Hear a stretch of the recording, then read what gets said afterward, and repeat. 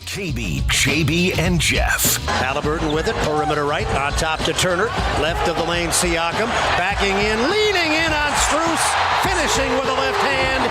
Kenny Atkinson has seen enough.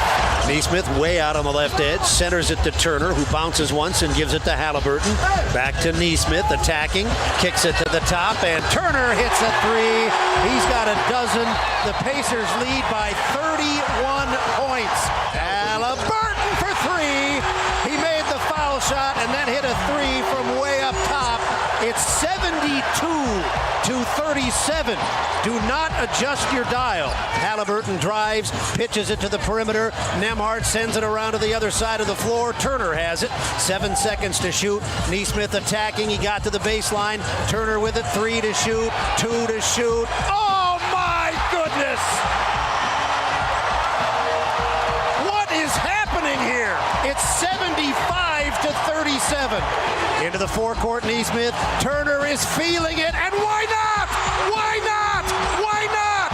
A three from 2 miles away, out on the left side. This cannot possibly be happening. Pacers have 4 seconds to score one more time. Here comes Neesmith. He'll get it off from the wing, and of course he hit it.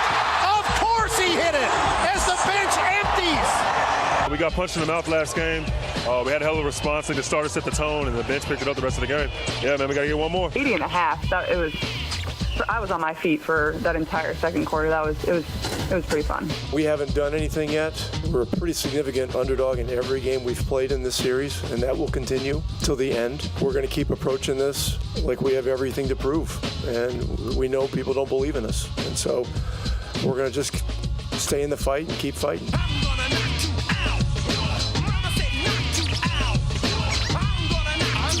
Bask in the glow of that amazing call by Mark Boyle, the amazing run by the Pacers, the nonstop shooting barrage that befell the Cleveland Cavaliers in that first half last night, the unbelievable 41-point lead at halftime, and even Spiro Ditas, with about 2 minutes to go in the first half, makes the call that if it's a fight, they just stop it right now. Good morning, James Boyd. Good morning, Kevin Bowen. Good morning, Mark Dykton. Good morning, Caitlin from downtown, who called in after the show last night, or during Eddie's show after the game last night. Kevin Bowen, you've been in Indiana your entire life. Have you ever seen anything like that? Boy, I think somewhere way up top, Slick Leonard with about a minute to go, and that first half last night could start singing. Turn out the lights, the party's over. And you don't say that very premature in today's NBA with these comebacks, but no, I've never seen a flurry like that. I thought Turner could have pulled up from Kokomo there at the end of the second quarter and hit one. It was, for Mark Boyle, who we are not used to maybe being, Bob Lamey-esque with his animation. For Mark Boyle to deliver what he just delivered right there, Mark Dykton, great work on that reentry, I think tells you everything you need to know. It was a thorough ass-kicking prey for the moms of the Cleveland Cavalier players, having to watch that on Mother's Day. That was a beatdown, and now you're on the brink of getting back to the Eastern Conference Finals. I'm going to go one step further, James Boyd. In the same playoffs, in the last 15, less than that, 12 days, 2 comebacks in the final 45 seconds from 7 points down and a 41-point halftime lead in the postseason. These are 3 games the Pacers have played this postseason. Yeah, it's been unbelievable. They fell 1 point short last night of tying their postseason high for points. 130 would have been the record. 129 is what they scored last night. And honestly, I left that game thinking, wow, maybe they're just better. I know the Cavs have had the injuries. They've been the best team in the East all year. And the Pacers have always had sort of this you win because people are injured around you narrative. But, man, they just kicked their teeth in last night. And I had nothing to really say other than they're just really good at basketball. You look at their defensive rating since the turn of the calendar into 2025. Look at their offensive rating. They are one of the best teams in basketball, and they're proving it on both ends of the floor. And they're up 3-1 now with the chance to close it out. Since the beginning of the year, they are 41-16. That would be on pace for a 60-win season. Right now, the Indiana Pacers, Kevin, are one of, if not the best team in the NBA, just record-wise over the last 57 games. I said something at the start of the playoffs, and it when you say it, it certainly doesn't sound like the biggest compliment, but I really think it is a compliment when you look at it from a playoff standpoint. I said, I think the Pacers are an incredibly hard out in a 7-game series. And again, that's, I don't know, maybe that's a backhanded compliment. Maybe that's not really, oh, she's got a great personality. Well, give us a little bit more here on that. But there was a stat last night. I was driving home from the game, and Pat Boylan said on air, that is the 10th straight time the Pacers have lost by double digits and come back the very next game and won.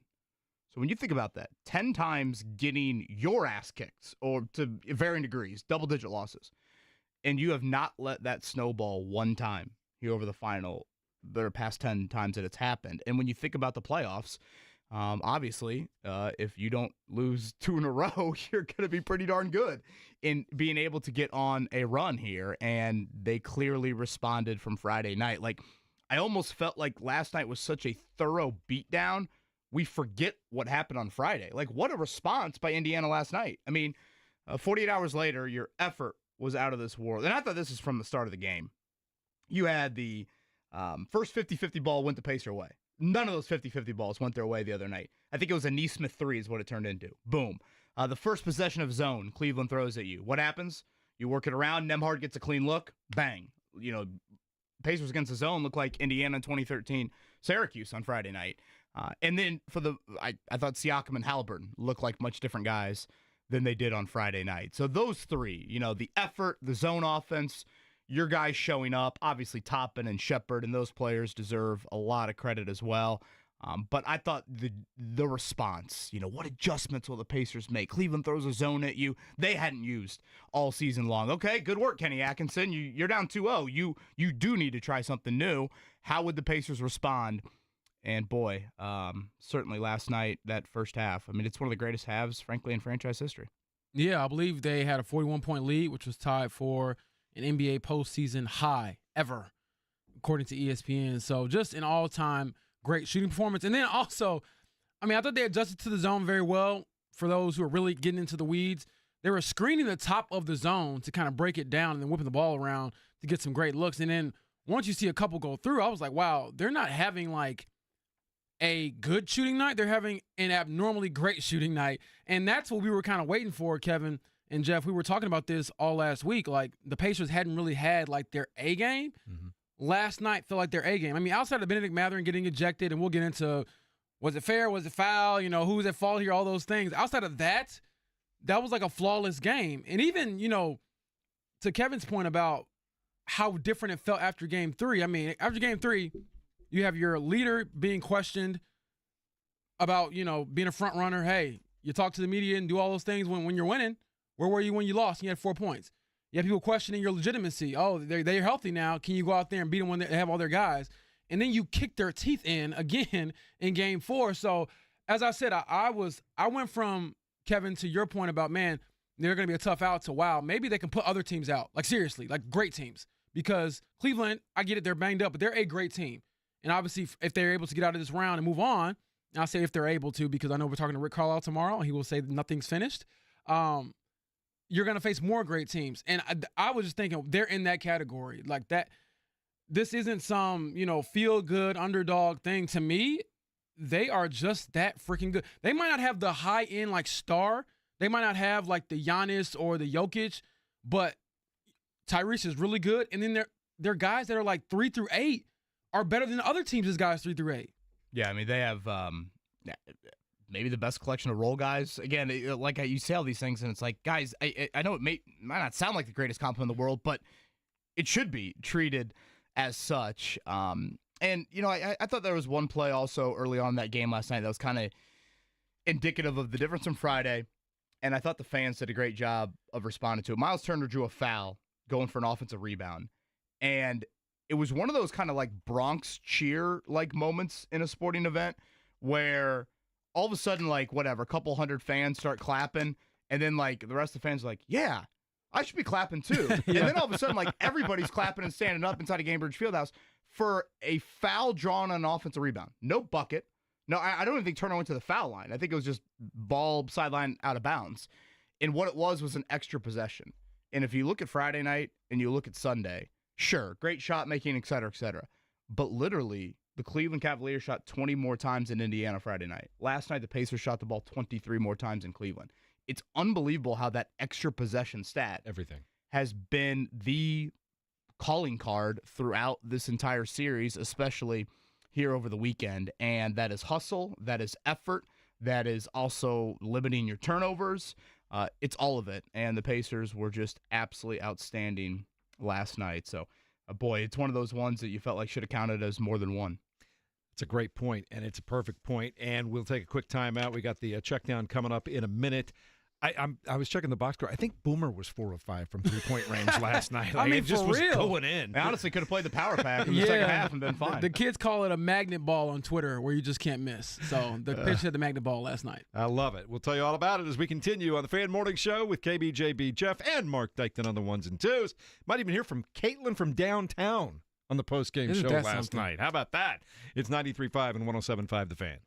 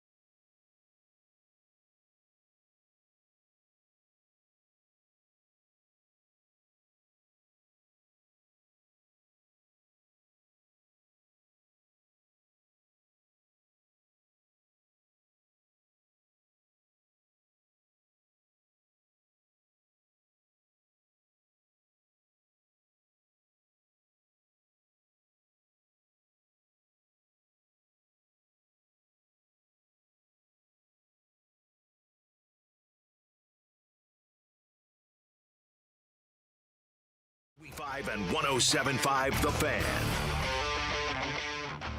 Oh, if you're just waking up, maybe you had to work all night. Maybe you didn't have access to a television. Maybe you were in a cave last night. How'd you be in a cave? the Pacers win, but the story, KB, is they led by 41 at the half over the Cleveland Cavaliers in Game 4 of the series.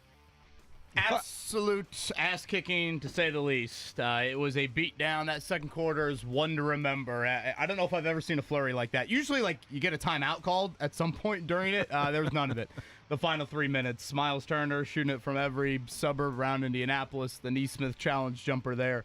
At the end, it was a stop-the-fight moment, wave the white flag. I guess Donovan Mitchell tried to do that, and his fellow teammates probably should have followed suit there.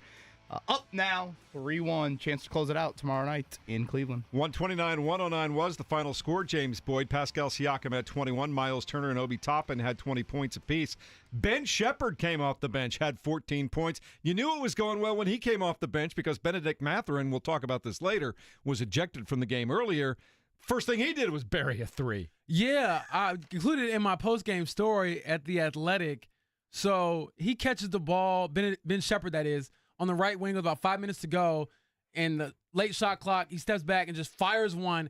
It's way off, and then it banks in. And I'm like, at this point, nothing you can do is wrong, save for the Mathurin ejection. But other than that, man, that team was rolling. Benedict Mathurin will certainly have to, I guess, maybe answer for what happened and things like that. As far as the team goes, today, Rick Hall is the only one going to be talking at practice. However, if that's the only blemish on your resume, maybe you're in a good spot. And some of the fans were joking.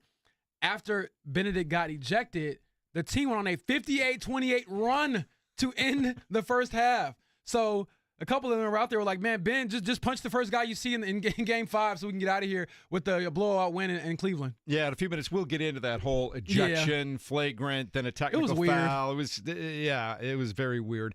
Anyway, Game 5 comes your way at Cleveland tomorrow night, 7 p.m. tip. You'll hear it with our pregame show beginning at 6:30 right here on 93.5 and 107.5 The Fan. Elsewhere last night, the Denver Nuggets had a lead early in the fourth quarter over the Oklahoma City Thunder, and then they just flat looked like a team that had run out of gas. They've had no bench all year long. They've had no bench in the postseason.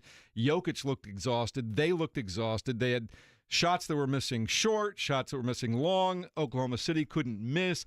KB, they just looked like a dead team in that fourth quarter yesterday. Yeah, so 2-2 in that series. It shifts to Oklahoma City. And then, of course, tonight, boy, I hate to get a hair greedy, but if you are a Pacer fan, I think you probably want that Celtics-Knicks series to get a little bit longer. And certainly, if you look at it so far, it's been the road team all three of these games, Boston, all over New York, and MSG on Saturday afternoon. So that'll be a big one to watch for the Pacers, and we'll see if the T-Wolves can go up 3-1 without Steph Curry, of course, for the Warriors, as they took Game 3 in the Bay Area. Yeah, meanwhile, over the weekend, the Sancio Grand Prix taken by who else would win the IndyCar race right now but Alex Palou.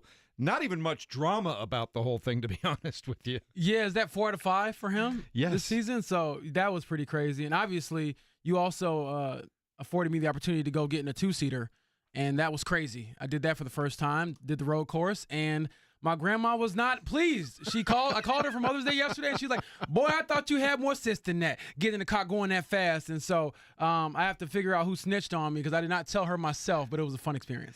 They do not take it easy on you when they whip around those corners, man. No, it was very fun, though. It was a lot of fun when I did it a few years ago, too. I'm glad you got to have that experience. The Mets over the Cubs, 6-2 yesterday as Cubs just kind of up and down right now, Mark. They're not bad. They're not great. They're just kind of hanging in there. Well, again, they had the Giants and Mets back-to-back, so they're facing some tough teams, and they lost two of their best starting pitchers for a little bit. So they're struggling, but now they have the Marlins, the White Sox, the Reds, so time to make some hay. Speaking of the Reds, Houston Astros shut them out 6-0 in Houston yesterday.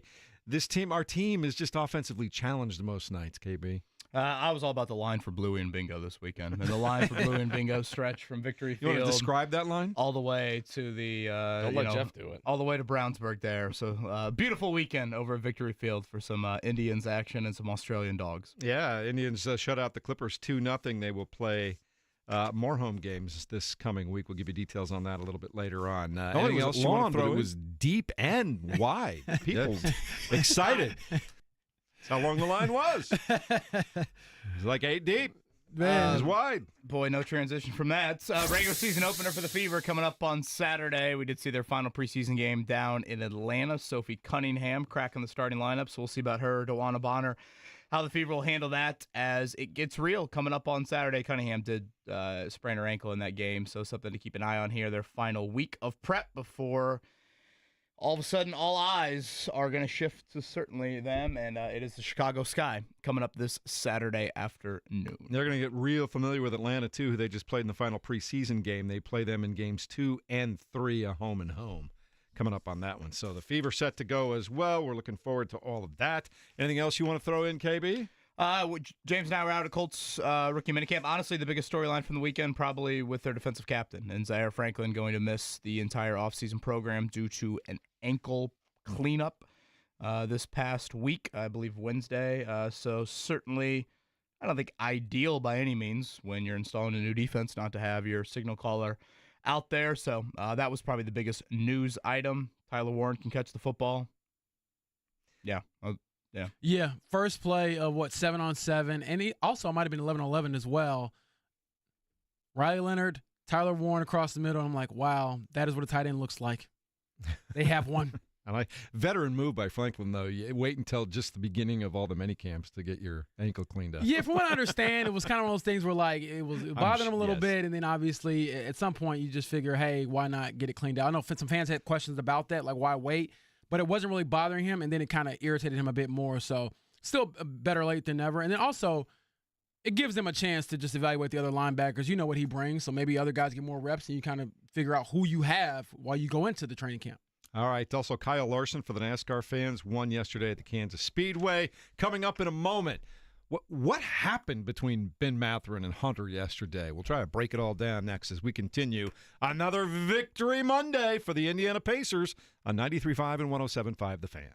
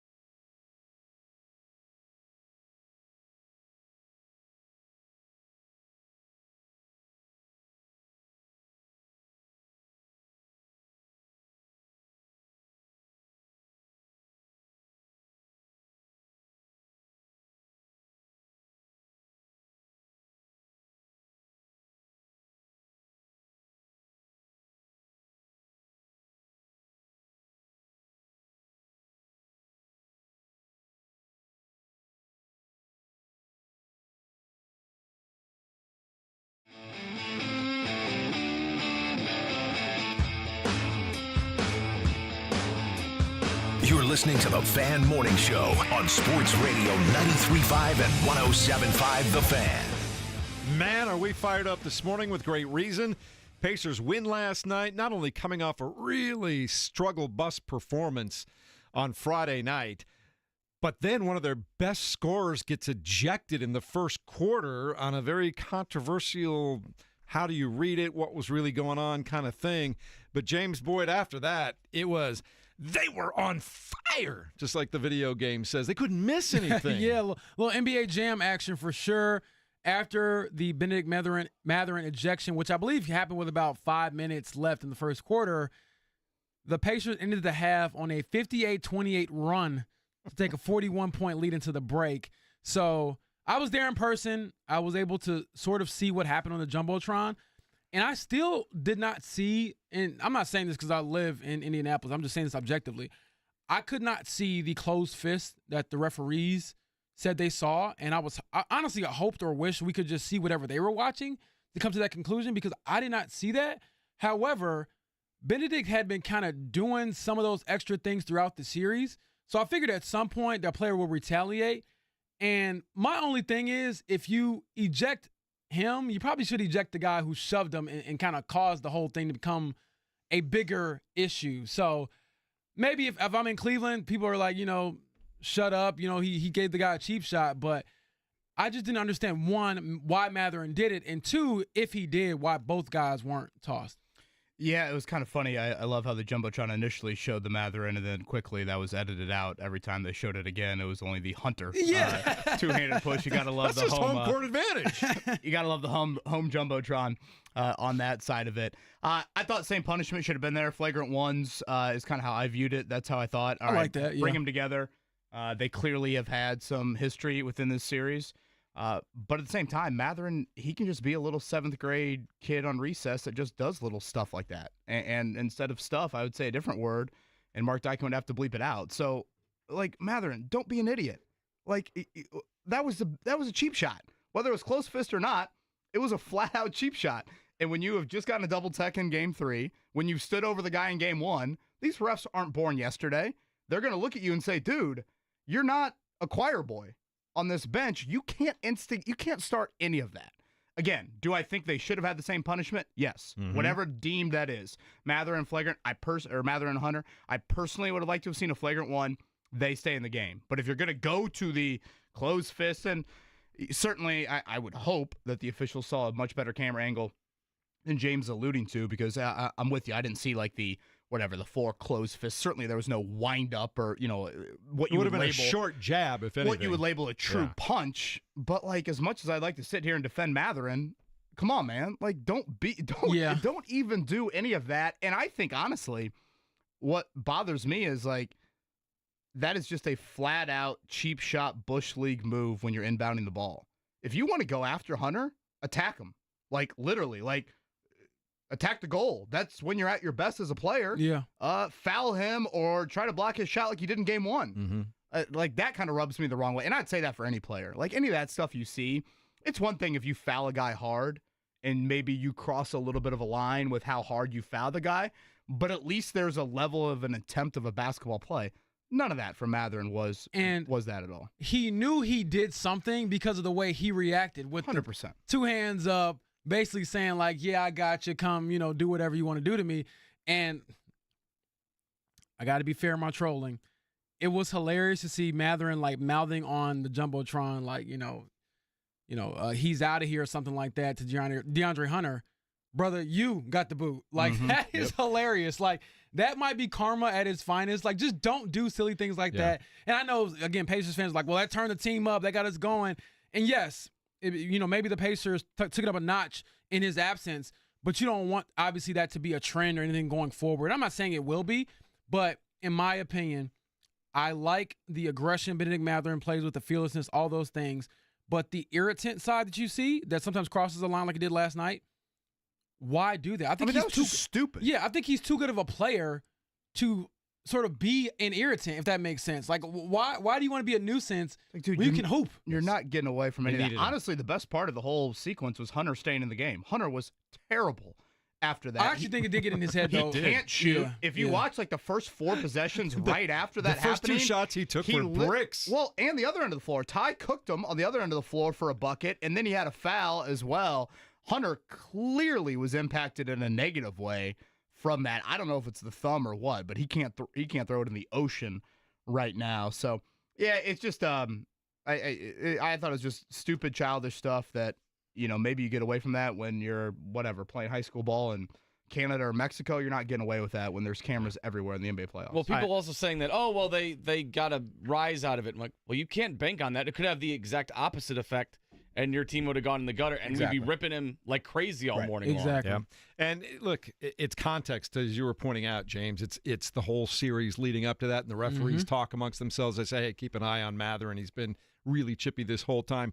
But you can't just shove a guy to the floor as forcefully as Hunter did and stay in the basketball game. And I get the technical foul on Miles because he went over and shoved Hunter back, but he's just protecting his guy at that point in time and kind of giving you his back. How Hunter stayed in that game is mind-boggling to me. Yeah, I think the argument there, if you're an official, is, well, one was a punch, the other one was a shove, and obviously you don't shove the guy if he doesn't punch shove, you. Man. But, I mean, in fairness, though, and I love to get into this, if you were out there and a guy cheap shots you, what's going to be your reaction? Kevin knows my reaction.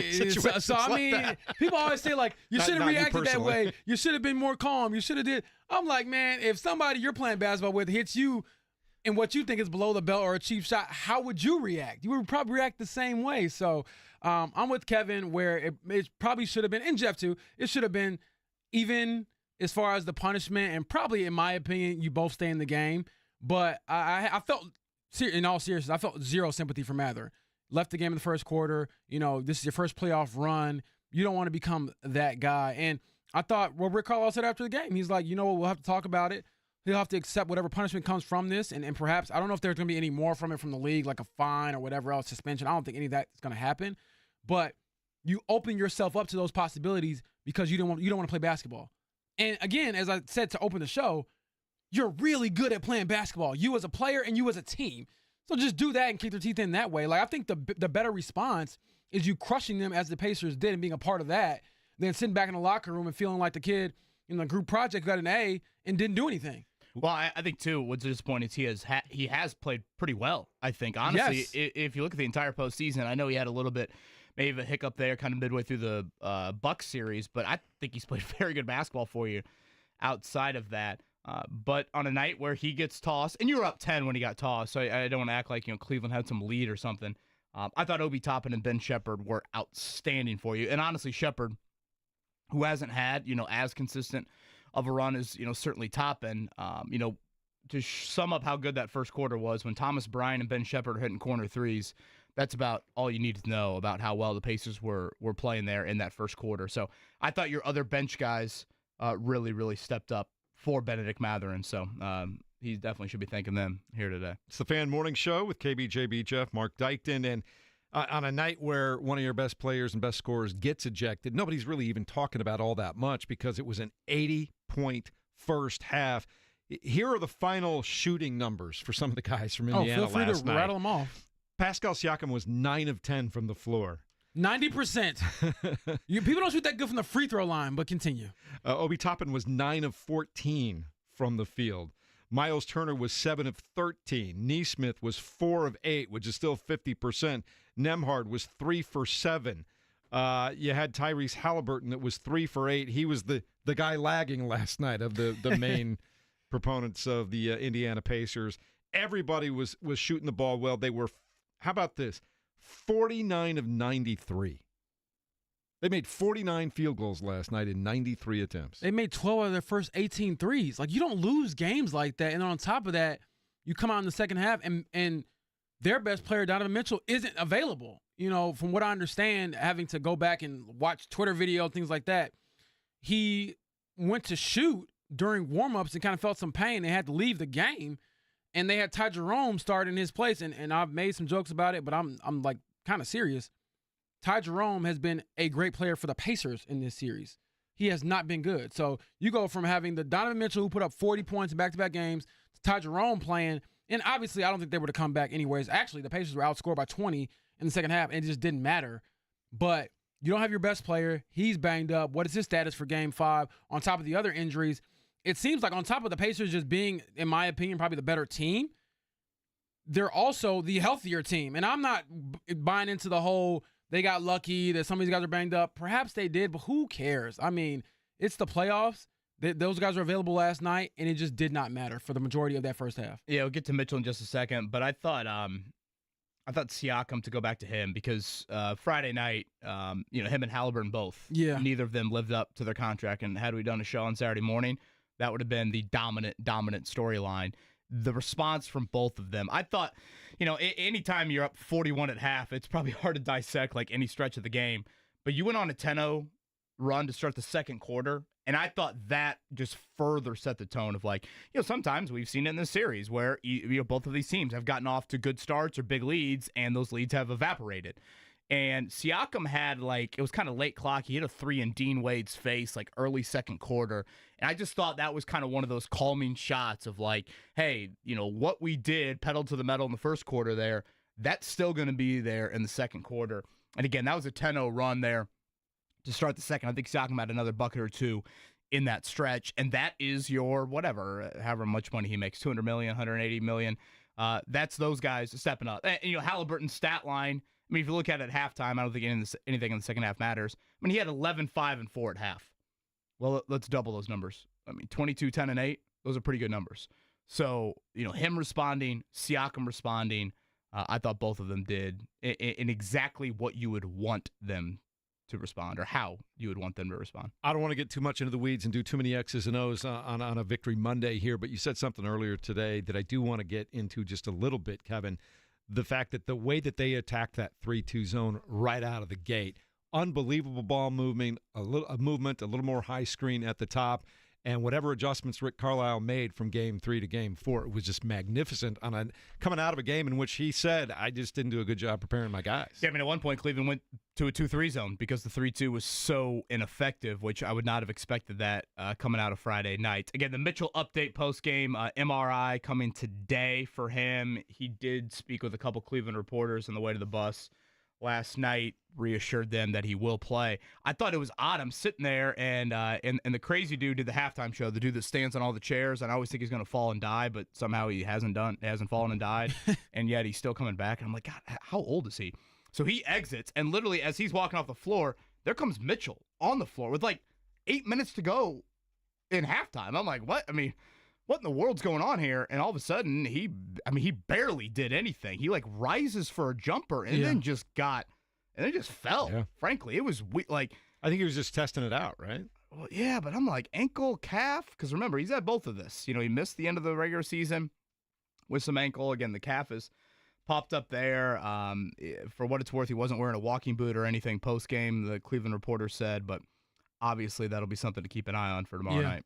Well, but it's also a little bit I know Darius Garland had 21 points last night, but you could see him flinch a little bit at one point in time when he was doing a little jab step. And it's just, if Donovan Mitchell is slowed up and it's going to be painful for him to play, and you do that because it's the postseason, you give it your best shot, that's just a really banged up team. And they still have some other guys that may not be fully healthy either.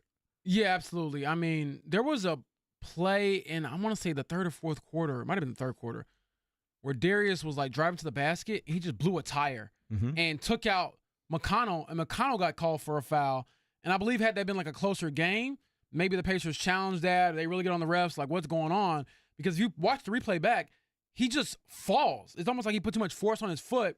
He falls and tripped. And that's happened a couple times throughout these last couple of games where you can just tell, one move where maybe he goes a little too hard, steps on the gas a little bit too much, and you can feel that sharp pain. And I've seen Darius Garland play many of times, and like I said, he's from, Gary, Indiana. I know his family actually pretty well.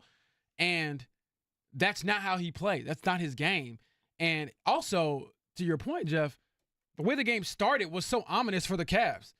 First play of the game, Darius Garland turns it over, unforced, live ball turnover. Who gets an easy run-out dunk after having the worst game of his playoff career Tyrese Halliburton, and they didn't look back from there. So, I mean, that is just a hard pill to swallow. And I thought the Cleveland Reporter, one of the ones I was talking to last night, really the conversation I was having overall, I don't think the Cavs win this series. Not that they can't come back and win 3 straight or whatever it is. This series is over. But this is why I think it's also over. Beyond just the Pacers being better, the way one of the guys explained it to me, he was like, you're asking them to win 5 games in a 7-game series because they already blew a game. Yeah. In all seriousness, this should be 2-2 if it wasn't for the miracle comeback in game 2. But you gave that game away, so you're asking them to win 5 games as they get out more of banged 7, up. as we're more hurt. Like, it's just not feasible in my mind. I think one thing the Pacers do such a great job of is they stress you whether you're healthy or not. And in this case, obviously Cleveland's a little bit banged up, but like the Pacers pick up full court. Their ball move, they don't settle on offense. They move it, they make you go laterally, they make you go vertically, et cetera, et cetera. The Pacers don't rest. And I think when you get into like the Knicks series last year, you stress the Knicks with the Knicks only playing, 7 guys pretty much throughout that series. Well, over a 7-game series, those guys are going to wear out. Hell, we might see that here coming up starting next week. And then with Cleveland's situation right now, while Cleveland, is content playing with more guys, the fact that some of these guys are banged up and you're stressing them 48 minutes, 94 feet, et cetera, that obviously wears on them as well. Yeah. You forced Mitchell to be taxed as hell, frankly, through these first couple of games. So when those little nicks and bruises start to rise, there's more of that. And you look on the other side, and the Pacers, have the Pacers had many guys play over 40 minutes in this series? I'd be hard-pressed to find many, if any. So I think that is a huge advantage that Indiana certainly has. Yeah, I agree with that 100%. I just love, even before the Mathurin ejection, it was clear that the Pacers had a better plan on offense. And to your point, Kevin, they were forcing the pace in that first 7 minutes last night. You could tell that they were just off and running. You could kind of feel that Cleveland, even early on before the Mathurin ejection, I think they were still up 11 when Mathurin got ejected, weren't they? Yes, they were up 11. And like I said, they ended the half just on an incredible 58-28 run that obviously put the game away. And I thought that, shout out to Caitlin Cooper. She does her own thing with basketball she wrote and things of that nature. Check out her work because I thought everything she said about how they should break down the zone is exactly what the Pacers did. So she's so good that she could probably be on the Pacers staff as far as I'm concerned because every time I read her stuff, I feel like I'm smarter. And I'm like, wow, that did work. And so that was great. One of the other things I still want to drill down on, and I've talked about it throughout the season and even the postseason, we see the teams that play well together and are going well. They're tight teams. They have each other's back. It feels even different, like it's on a different level with this basketball team. After Mathurin got ejected last night, you get the typical your teammates are saying, "Hey man, don't worry about it. Go cool off. We got your back. Good job." But Jenny Busek goes running almost into the tunnel to grab him and kind of give him a little pat on the back and a little like, hey, man, it's all good. We got you here. Don't worry about it. Just everything I see from this team, they just really care about each other, and I think that shows through sometimes. I do think it translates. Yeah, I think Rick has said before, this is one of the more close-knit groups, one of the more enjoyable groups that he's had, and certainly Rick will join us here coming up tomorrow. It'll be another Tuesday game day with Rick Carlisle with us here, so we definitely appreciate his time. And we probably should give a hat tip to not only Rick, but that entire coaching staff because the adjustments from Friday night were evident. Again, Cleveland, that 3-2 zone, they expressed that's something they hadn't really used, and they felt like down 0-2, they needed to do something different. And the Pacers looked lost, frankly, at times Friday night. And I thought, again, early in that game last night, the first possession of zone Cleveland goes to, the Pacers, great ball movement, Andrew Nembhard, wide open 3, bang. And it was one of those early plays. There was a 50-50 ball that turned into a Nesmith 3. You got that 3 off of the zone. I just thought those two areas, poor effort Friday night, poor execution against the zone. Those two were abundantly clear and a huge reason why you pretty much got run off your own home floor. The exact opposite last night. And that is a credit certainly to the players for showing some better effort, which you hate to even have to say in the playoffs. But I think that coaching staff, they found some adjustments, found some wrinkles, and we saw that on full display. And you know that he's going to say tomorrow that the series is far from over, James. We haven't accomplished anything yet. I mean, he came right out and said, we haven't done anything. No one believes in us. He went to Kembe Mutombo to any questions about Game 4. Yeah, and I was thinking to myself, like, yes, you might be talking to me because I did not pick you in this series, and you all are proving me wrong. I had many Pacers fans letting me know, like, hey, James, that Cavs in 6 prediction aged like milk in the desert. And I'm like, I got to take my medicine. It's earned. I respect it. And it's okay. Yeah, no, I tell people all the time, when the local team wins, it never makes my job harder. By the way, shout out to James Boyd. You did pick the Cavs on Friday night, or on Friday during the show. Mark and I both picked the Pacers. So. I did. So. Come on now. Don't everybody be hating on James here. No moral victories in this thing. And then people are always like, are you still picking the Cavs? I'm like, I think it's weaker to change your prediction. Like, it is what it is at this point. Like, I'm not giving any more for a You're not Nostradamus. Series. I mean, if any of us were, we'd be not doing this. But I enjoy it. People who, pay attention to the show, listen to the show, and want to have opinions and share their reasoning, I welcome it. Like, why not, have a little banter about it? That's what makes sports great. It's why we do what we do. Mark, speaking of Nostradamus, how was your weekend? Did you get any Pacers parlays involved? Anything pay off for you? No Pacers parlays yesterday because I had some live bets going. Obviously, at that point, the game was already kind of a wrap, so I needed, Miles Turner score 2 more threes, and he didn't do it and everything like that. That's okay. But I did see the Game 5 line of Pacers +7, and I've already jumped on that. I wonder what you could have gotten if before the game you'd have taken the Pacers +39 in the first half. Oh, my God. I would not be here right now, probably. And Mark would be in the Caribbean right now. Or even -39 is the better way to say it. That might have been that we'd all just retire at that point, wouldn't we? Yeah. Cancun on 3. Mark would have been chanting to himself and his family there. Well, to Cancun on 3, how far away? Do you expect the Pacers to just get this done in Cleveland tomorrow day? If Hunter... forget Hunter. I'm talking about Mitchell. If Mitchell can't go or is just a shell of himself, he's the guy that's kept them in this series. Yeah, I don't know. Part of me looks at these recent Game 5s and, if you go back to last year, Milwaukee with out Lillard and Giannis, right? They win Game 5 going away to extend it, and then Game 6 is here, and the Pacers blast them. Portis gets ejected. The Pacers dominate. Go back to Game 5 last round. Again, you think the Bucks, and I certainly was one last playoff series. I thought the Pacers would just absolutely dominate Milwaukee in that Game 5, and the Bucks had a historic first quarter, first half, and then all of a sudden they pissed down their leg, and the Pacers are able to come back in historic fashion and win that game. So I guess I just sit here and think I don't see the Pacers at all losing 3 in a row. I mean, when's the last time the Pacers have lost 3 in a row? It's been a while. You got to go all the way back to the March 6th, 8th, and 10th when they lost those back-to-back games with Atlanta and then lost at Chicago in that really weird. And before that win, I would guess there's no way it's happened in 2025. Not in 2025. You got to go back to November for a 4-game losing. Now, when they started tough at 10 and 15, they had 2 3-game losing streaks and a 4-game losing streak. But since then, they've just been on fire. So, one time in the last 5 months. So, I'm not holding my breath for that. Again, if there is a Game 6, it would be Thursday inside of Gamebridge Fieldhouse. But, yes, tomorrow night, that is TNT again, 7 o'clock. And I think it's fair to say there is a little bit of I think if you're a Pacer fan, you might look at tonight and say, all right, you kind of want Boston to win. That'll push that series to 6. If the Pacers can get it done, can you sneak a couple of extra games? You're not that the Pacers have any obvious injuries, but I don't know. Maybe, Ty's wrist getting, a handful of days off and, Siakam, getting a little bit of rest time. I think that could be pretty beneficial. Well, we grow basketball here in Indiana, and the beanstalk is getting tall. We'll tell you all about it next on 93.5 and 107.5 The Fan.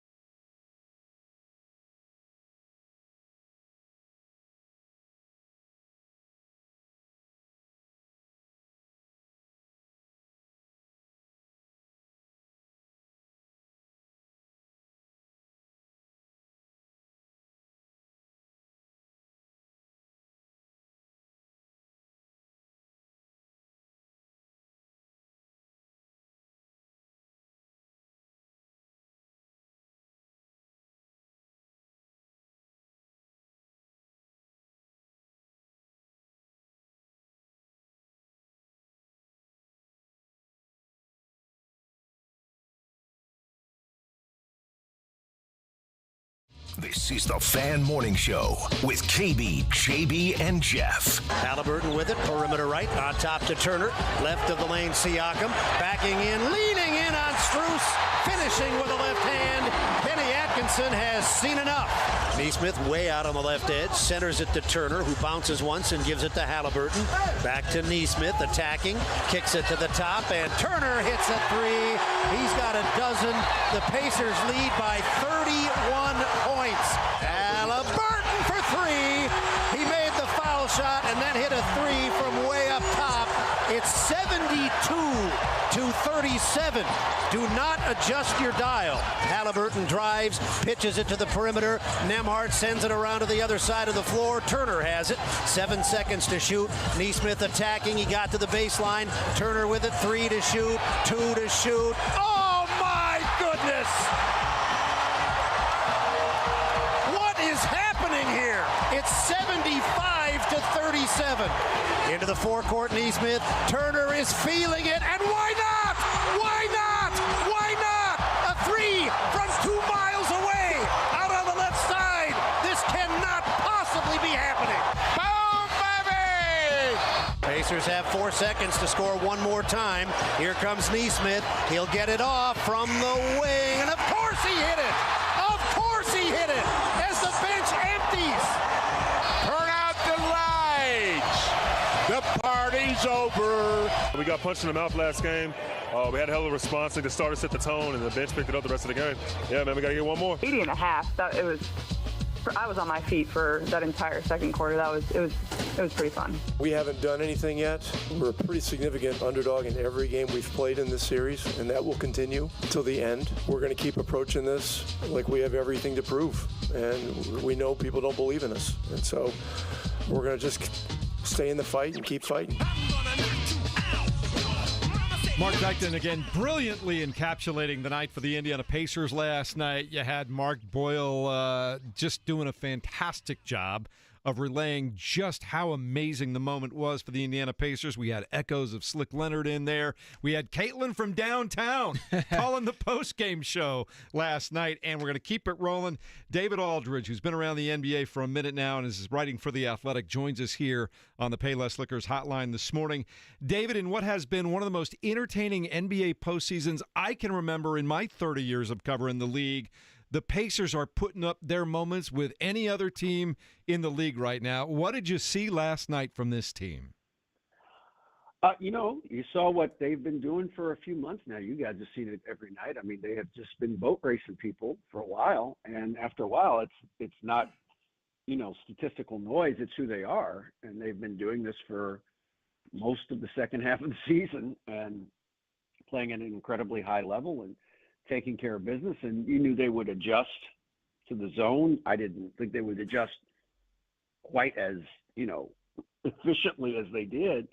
They just blew Cleveland's doors off when they went 3-2 last night. I mean, they found screening at top and baseline cuts and the things that are prescribed methods for attacking a 3-2 zone that they didn't do at all in game 3. They did with great force in game 4, and were able to kind of really pry the game open. But it was more, it was their defense. It was the rebounding, especially as they had gotten peppered on the glass the previous couple of games, and they rectified that. They got great production out of their bench. Toppin was spectacular last night off the bench with his energy and all the things that he's been doing for the team all season. And so, look, Indy's really good. Indy's really well coached. And when they bring force and energy, they're really hard to stop just because of their real commitment to pace, their real commitment to their conditioning, and their real ability to defend with small lineups. It's a really tough matchup for a lot of teams.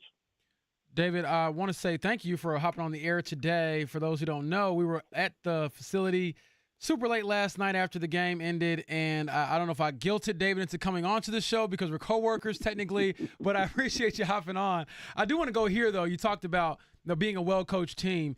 You've known Rick Carlisle for many years at this point. How have you seen him implement his stamp onto this version of the Pacers in his second stint as head coach of the franchise?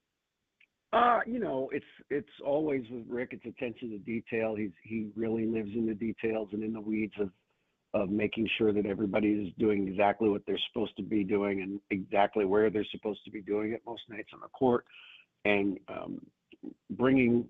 Not, it's too big a stretch to say he brought professionalism and culture and all that sort of thing. Look, he's a very good coach, but organizationally, they have good people here with Pritchard and Buchanan. They have good ownership. They've had good ownership for a while, and they were able to get a really, really great player in Halliburton. So that helps culture a lot. But Rick's really good at kind of getting guys to focus for a very long time, and it's hard in the NBA. It's a lot of things compete for these guys' attention. Playing time, money, fame, social media, regular media, and so it's hard to kind of focus through a 6-month regular season with a lot of games that are not very competitive because you're playing bad teams. But Rick does a really good job of getting them to kind of buy in to a total focus, and they usually, and this is a hallmark of his better teams, is that they're usually playing their best basketball at the end of the season. He builds it up to the end of the season. So he's one of the best coaches of all time. I'm here to do a feature on him, and I think he's already established himself with that. But if they were to win a second championship for him this year, which would be his second, their first. If they were to win, if he was to get a second NBA title with a second team, I think that really kind of elevates him even further in the best coaches of all time kind of discussion. It's the voice of David Aldridge, the Hall of Famer. We're gracious first time here on this Monday morning. David, thank you for that. Kind of building off what James asked you specific to Rick. I mean, you obviously have covered him for a long, long time. Where have you seen him maybe evolve the most as a coach? If I would have told you in whatever, and I get the league has evolved as well, but if I would have told you in the Indiana days or even the Dallas days, Rick Carlisle's team in 2025 would look like this, where would you be most surprised maybe?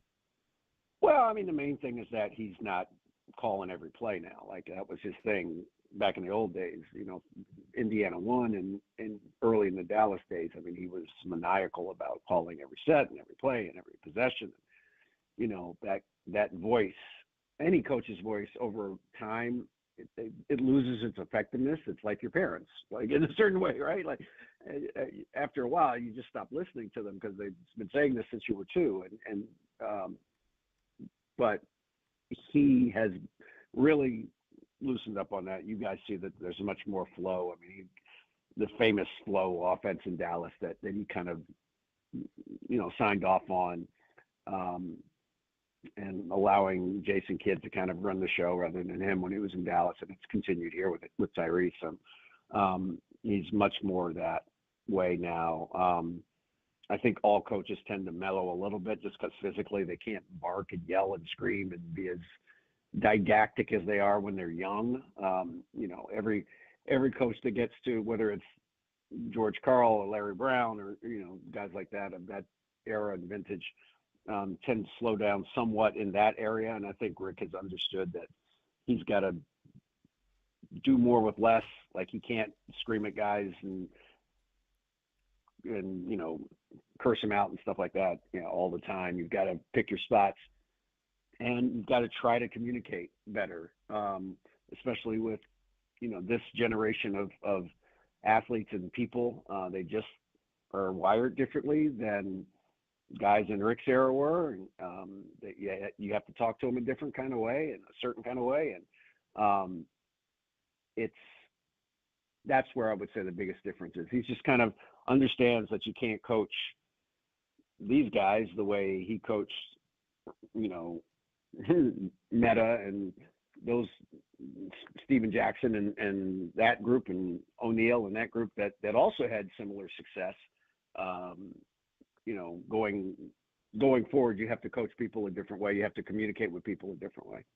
David Aldridge writes for The Athletic. He's been covering the NBA for quite some time. I'm sure we're all familiar with him, and we appreciate him joining us this morning on the Payless Liquors Hotline after another Pacers impressive win. Tyrese Halliburton, I know he's had moments of greatness during this series. He's been absent at times during this series. But overall, how would you describe his kind of ascension into the NBA's upper tier over the last couple of years? Well, he's certainly NBA, all NBA league caliber guard, right? I mean, he's been sensational for large parts of his time here in Indy.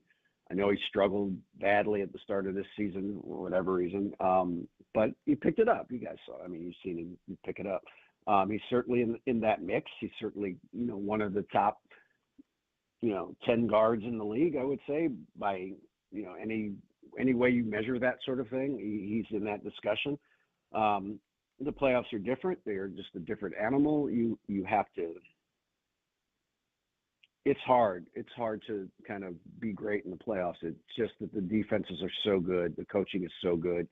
The determination of opponents to keep you from doing what you want to do in any type of comfortable way is just off the charts. And look, he was 3 for 8 last night. It's not like he killed it offensively, but he got on the glass, he rebounded, he tried to help his team in other ways. He facilitated and moved the ball and threw some really good skips early as they really did attack that zone. And, he let his teammates and his teammates rewarded that by making shots, right? They got to make the shots after he throws them open, and they did. They made a lot of them, especially in the first half. So, but it gets harder. It gets harder if they close this series out and get to the conference finals. You're going to be playing Boston or New York. They're both very difficult for different reasons. You guys saw what Boston did last year. They're going to be a much more competitive series this time around if it's Boston again. And New York was a great and fun series last year. And I suspect it'll be a great and fun series if it winds up being that this year. Last one to let you get out of here, David.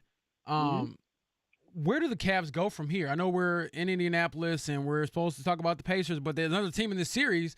How do they respond after getting smoked like that in what I believe probably was like a must-win game? I always tend to, that in the playoffs, every game is different. There's no carryover from one game to the other unless you're talking about an injury. And so we have to find out what Mitchell's status is going to be for Game 5. He said he was going to play. I'm sure he'll try. I mean, but if he's limited, whether it's a calf or an ankle, whatever it is that's bothering him, if it flared up and that's going to be a problem in terms of his effectiveness, it's going to be really hard, I think, for Cleveland to win 3 straight games. It's just going to be really hard. If it was just a tweak and they made the very correct decision, we're down 40. There's no reason for you to go back out there if you felt a tweak, right? And he's fine for Game 5, or as fine as he's going to be. They're at home. I think they will have every expectation that they will play with great energy in front of their fans, and they will try to get the series back here. And again, you saw in Game 3, they got another level, right? They did win 64 games this year. So when Mobley is playing great and they get production out of Allen and Donovan is able to do what he does, and Garland makes enough shots. I mean, he's still limited with the toe, but if he seemed to be moving a little bit better in the second half last night. That was the one thing I noticed about Cleveland, is that he seemed to be getting to the rim a little bit more, a little bit better. And so, you could see them saying, let's just get one win at home, and then we'll get back on the road and see what happens. And I don't think they're out of the series just because I think that they are a pretty mentally tough team, but the main question would be Mitchell's health going into the game, because if he is compromised in any meaningful way, I just think it's going to be extremely hard for them to win even Tuesday night, much less 3 in a row. David, we look forward to reading your piece on Rick, and we'll talk to you again soon and see you around the arena. Thanks so much for stopping by. Okay, guys. Thanks very much. Appreciate it. There he is, David Aldridge from The Athletic. I'm fascinated to see what he's going to write about Rick Carlisle. Yeah, I got the David Aldridge treatment, went back to the locker room with Rick after the game, and I was like, man, I got to put him some more years to get that type of access. So it was good to see him. And one quick thing on David, like you said, Hall of Famer Kevin, The man keeps notes like he's covering a high school basketball game. Running score, players, names, everything. We were talking about a sequence. Hey, when exactly did they break the zone? Who shot what? He's going back through his notes, got his shorthand going. And I was thinking, that is a pro. That is a pro to the nth degree. And the guy has done everything, could have the biggest ego, and he is not that at all. Like, he's asking me, what do you need? I can go to the locker room. I can stay here. I can, run some quotes for you. And I'm like, run quotes? Like, you're a legend. I should be running the quotes. So it was good to have him on. And like I said, I think I guilted him into, waking up and getting on the show. But he also had to catch a flight at like 10 a.m. So I was like, he'll be up. He'll be moving around. I love it. It's the Fan Morning Show with KB, JB, Jeff. Mark Dykton doing a fantastic job on the opens and the production as always. And KB, it's, it's almost what more can we say? It's so exciting to talk about this game. It was so exciting to watch. It was so much fun.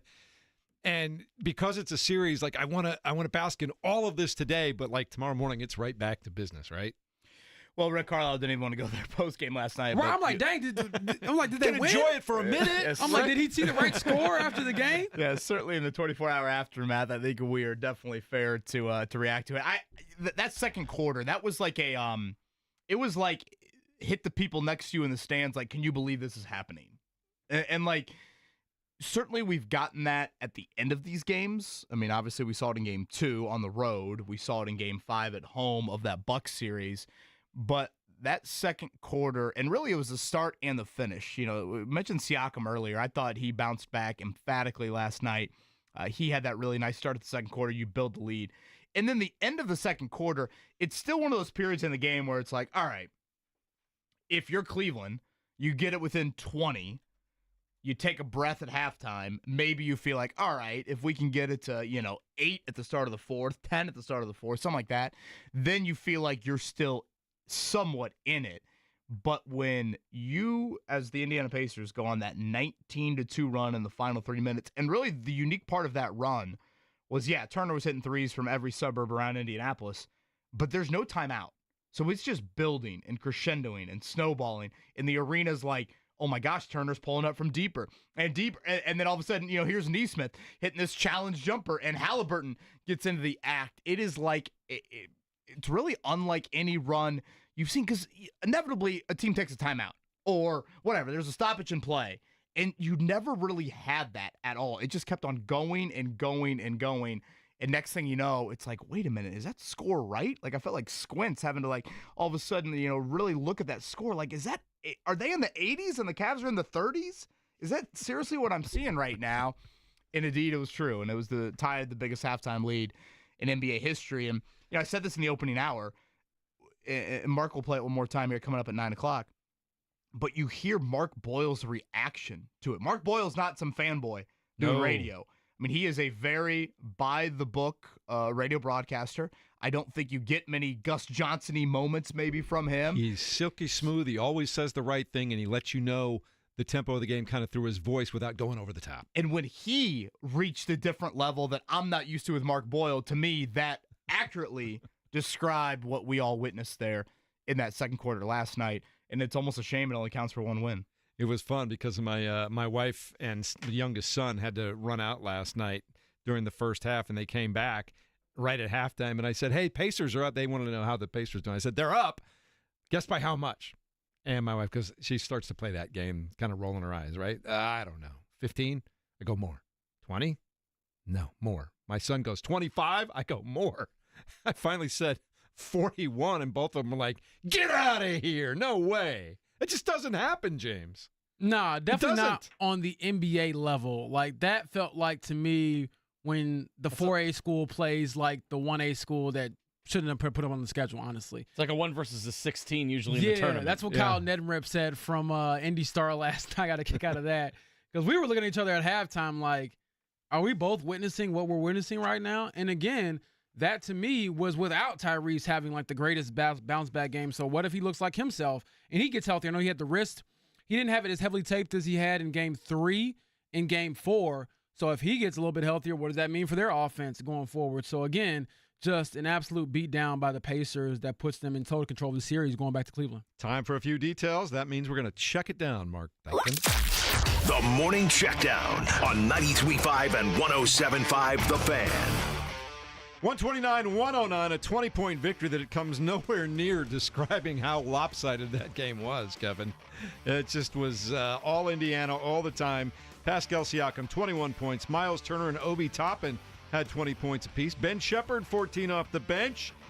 Leading scorer for the Cavs was Darius Garland with 21, but we had talked about it earlier, James. He still doesn't look quite right with that toe. No, the toe is definitely bothering him. He can't really wiggle and move like he normally would, and obviously if he's compromised, that's going to hurt him. And I thought the Pacers picked on him on defense because of that as well. I thought the only reason the game was it wasn't close. I was going to say, huh? I don't know what I'm trying to say. Why the lead wasn't even bigger is because Cleveland lived at the foul line. I mean, like, it's seemingly that was one of the more foul. 35 of 40. Is that what the final number was? Yeah. I would like to know how many times a team has like scored or shot 40 free throws in a playoff game and lost by 20.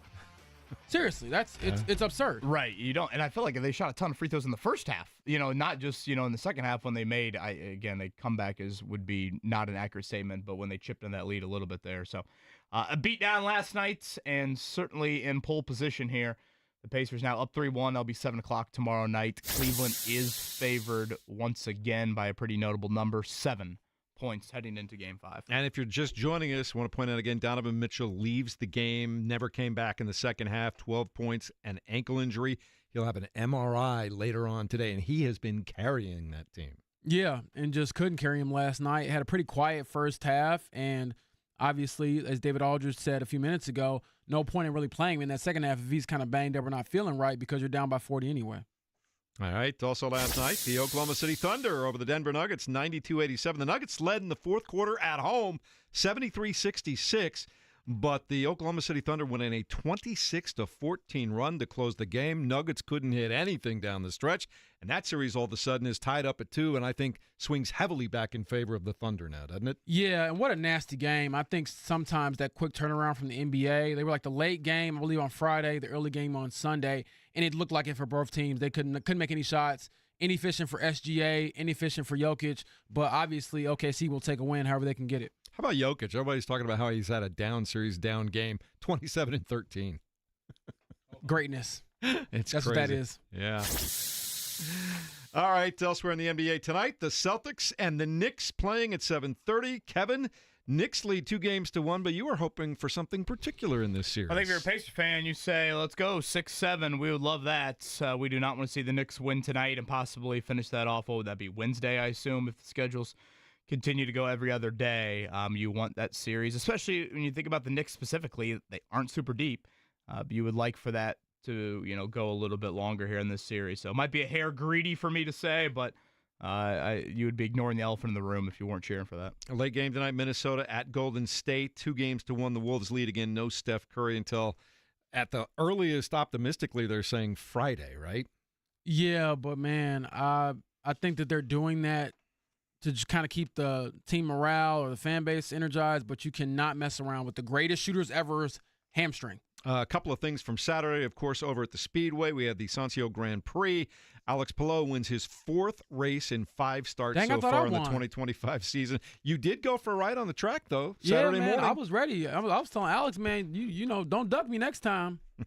That's how that works. Also on Saturday, the Fever finish up their preseason with a win over the Atlanta Dream. They will open their 2025 season full of high hopes, Kevin Bowen, on Saturday against the Chicago Sky. Yeah, we should mention one more on the IMS front. Cars on the track tomorrow oval-wise. So it is a busy Tuesday, Wednesday, Thursday, Fast Friday out there. Of course, quals this weekend. So get things going big time over there. And Alex Palou, to call him dominant, to call him great to start this 2025 season would be an absolute understatement there. I thought Graham Rahal was going to, really challenge for things there. First 50 laps, Graham had the lead, but it almost seemed like Palou was he knew full well what he was doing there and then got Rahal pretty easily there and held on with our rare yellow in IndyCar down the stretch. And yes, the Indiana Fever debut coming up Saturday afternoon. What's that tip time? 3 o'clock? Chicago Sky, something like that. I feel like they will open 1 up. o'clock? They're going to be. It is an early afternoon game, and that one will start at 3 p.m. 3 p.m. I'll be there. Last but not least, we have our first game of the NFL season. Anyone want to take a guess of who the Eagles are playing on Sunday Night Football? Is it your Bears? No. Oh, I'd be cheating because I already saw it. Okay. The Dallas Cowboys. I don't have the patience to jack with you today. So I don't have the patience to jack with you today. So that's a pretty weak opener, if you ask me. Because the Cowboys are going to go 0-1? Big deal. That's I every actually year. would have liked to have seen your Bears, Mark. I would have too. I would have taken that. I would have taken the Lions. I think that would have been a better one. But Cowboys-Eagles in week 1, I don't know. I thought that they would have taken the big market Chicago Bears with all the optimism and the reloading and their to-be-soon franchise quarterback. I thought that's where they would have I thought you go for there. I thought you go with the Lions, or I thought you go with Jaden Daniels and the Commanders. I didn't think Cowboys. And you all thought wrong because the NFL always thinks money. Mm-hmm. The Dallas Cowboys print money. They might not print wins. They haven't done anything of relevance in like 30 years, but we'll tune in. America will tune in. George Pickens we get to suck Eagles on fans. that all week. I do think that's a possibility. That's a strong possibility. I'll put it like 40% of him cursing out. George Pickens, Benedict Mathurin little match here. I can see George Pickens cursing out a Philly fan. I'll put it at 40% odds. If that happens. Higher than that. Yeah. Oh, yeah. Like that. All right, we'll continue with a Victory Monday, celebrating the Pacers as they are just painting the town in a way that only they can. And boy, is this city excited. We'll tell you all about it next. 93.5 and 107.5 The Fan.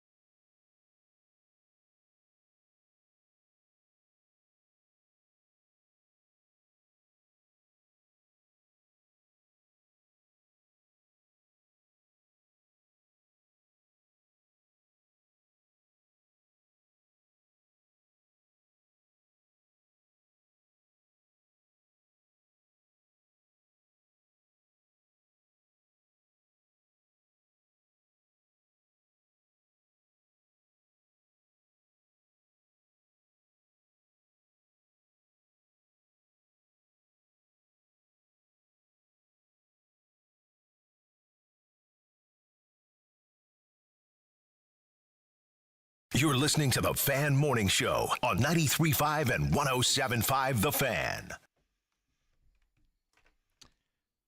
129-109. A victory Monday for the Indiana Pacers. They're up 3-1 in their And it second wasn't round even that series. close. It wasn't even close to that close. It was a 41-point halftime lead. I had to get that off my chest, Jeff. I'm sorry. Oh, my goodness gracious. I'm just going to read you the first graph or two from, every morning The Athletic does the Pulse, right? And they just kind of give you an overview of everything that happened, and they direct you to the different articles that you might want to go read, and it's one of my favorite things to read every morning. And the headline, Kevin says, it's so over. Pacers 129, Cavs 109. This was jaw-dropping. With Indiana up by 41 points at the half, the Pacers are up 3-1 on the Eastern Conference's top seed, and it's now we should just recognize Indiana's stellar end to the season. This team was 34-14 in the regular season in the new year and has lost just 2 games in the playoffs. I'm not sure if the Pacers are contenders, but this run is no fluke. How over is it? Donovan Mitchell is injured. I don't expect this series to go past 6 games. That's pretty declarative from a national outlet right there. Yeah, it's funny. I go back to Rick Carlisle's comments probably right around late fall, early winter when, Nesmith and Nembhard were out. The Pacers were struggling record-wise.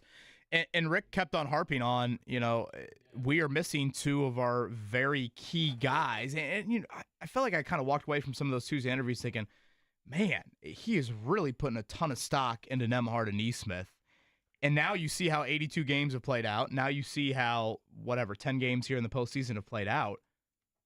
Boy, he looks spot on, does he not? Just how important those 2 guys are. And, again, he's described their team as kind of an ecosystem. So even though that might not be Halliburton or Siakam out, when you take one of those pieces out, it does have a bit of a crumbling effect to it. And the Pacers have had, obviously, great health here in the postseason. And, outside of Mathurin's, one injury and stupidness last night, you have had your core together. And Nesmith and Nembhard are such a huge, huge part of all of it. Because I don't know if I sit here like 10 games into it, James Boyd, and think Siakam's been like all NBA first team or Halliburton's been all NBA first team. And yet here you are, having lost just 2 playoff games. Like, there's still one more gear, I feel like, for this team to get to, which is amazing to say because they sit here right now, obviously winning the first series 4-1 and a chance to win this one 4-1 tomorrow night. I mean, Jeff has said it all year, and he's definitely hammered it home in the playoffs, and I agree, like, just the depth of the team. Like, maybe you don't have the first team All-NBA player, and actually you don't this season, obviously, but your guys who are, again, 4 through 8, 3 through 8, those guys are better than other teams is 3 through 8. And honestly, that to me is the most unique thing about their team. They're just not that star dependent. And you don't get me wrong. In the NBA, you certainly need stars to win big games, and we'll see that continue to rise as you move on and advance in the playoffs and, try to close these Cleveland Cavaliers out. However, every single night I'm like, man, they don't have a guy who just goes for 40. They just have 5 guys that go for double digits. Last night they had 7 guys in double figures. So again, when you have that sort of balance, I think it, 1, takes pressure off of your stars to like always have to deliver. And then 2, it gives the other guys confidence because you never know on any given night who might step up. Like, I get it. Ben Shepherd didn't play like in like some super high pressure situation, but even him seeing some shots go through the rim, that bodes well for you. You never know in another game where if somebody gets in foul trouble, say Nesmith picks up a couple fouls, Ben Shepherd, you throw him in there, he's like, man, I've made some shots now. I got my feet wet. I played some pretty good defense. Maybe I can have more confidence. And so the only blemish, as we talked about earlier from that game to me, was Benedict Mathurin. Keep your composure. Don't do a cheap shot. And remember that even him, he was playing well, I believe in the previous 2 games. So just keep that sort of mindset and you'll be fine. Doug messaged me, and I want to make sure that we get to this. I've been totally fine, I guess, not talking about it for the first 90 minutes or so, but James, I know you and I chatted about this a little bit before the show started, and it certainly would have been a little bit more of a relevant topic had Game 3 happened on a weeknight. Game 3 was a Friday night. Tyrese Halliburton had one of the worst games, I would say, of his career, period, certainly playoff games, and afterwards he did not talk to the media. Doug was curious. I want to say either NBA TV or TNT showed the whole Halliburton press conference last night. James, you were in there. I wouldn't say it was outwardly chippy, but clearly Tyrese Halliburton had a little bit of an issue with Greg Doyle's column in the Star. I guess to throw in my 2 cents, and James, feel free to go ahead and provide your insight as well. Halliburton, I would say, is one of the more accessible and candid media NBA athletes, period. I think for a star player, he speaks a ton. He speaks candidly a ton. I've got no issue. What I think should have occurred Friday night is you talk to the media for 2 minutes. 2 minutes. Yeah. You know, simply say, I was bad. I'll be better in game 5 or game 4, et cetera, et cetera. He did not do that.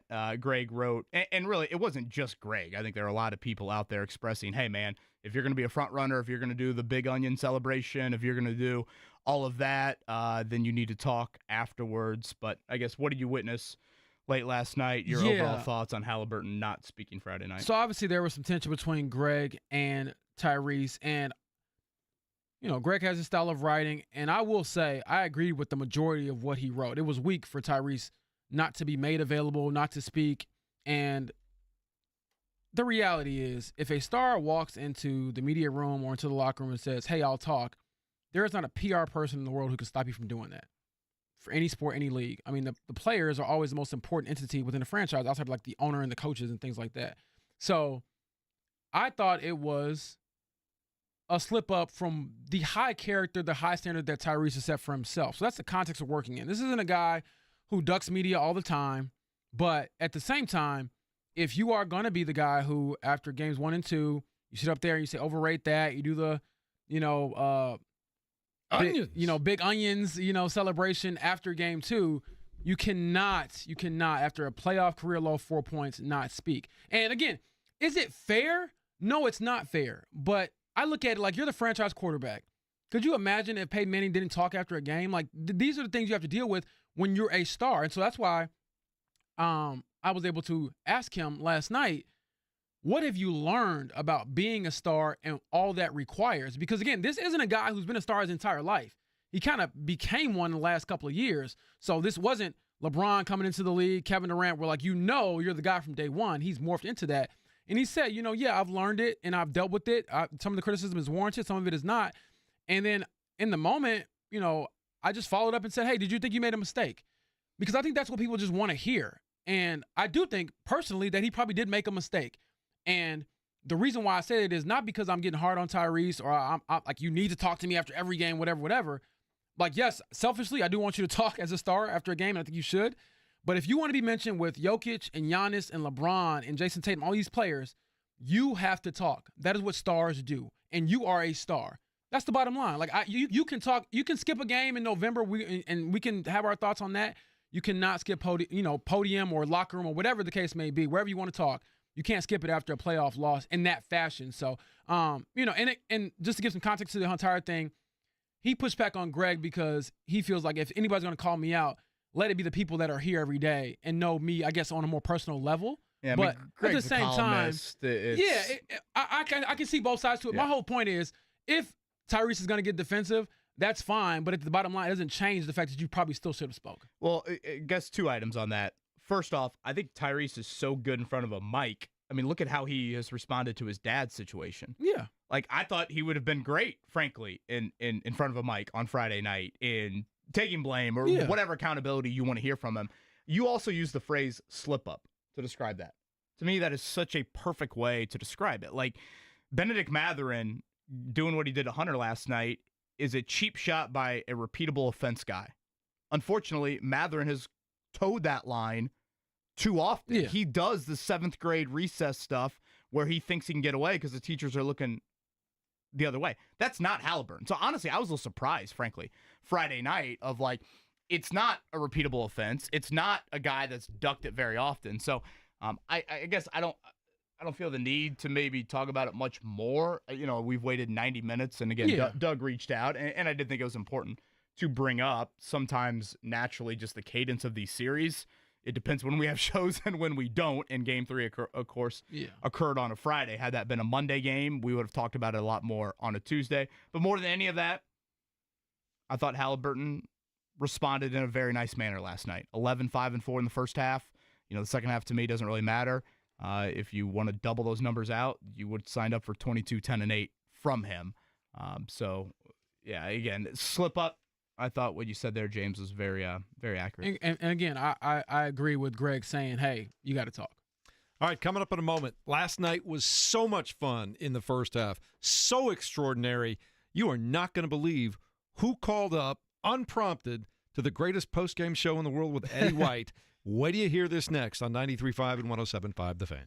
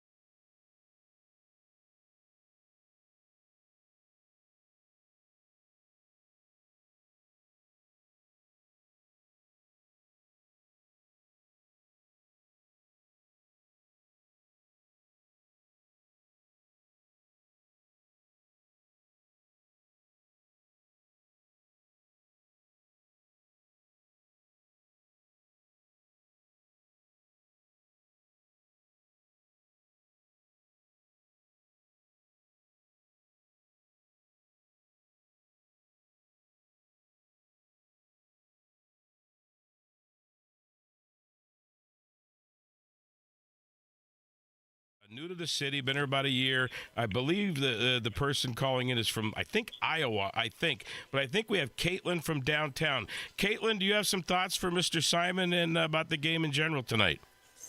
What a win. I mean, first half was probably the best offensive half I've ever seen in all of basketball. It was fun.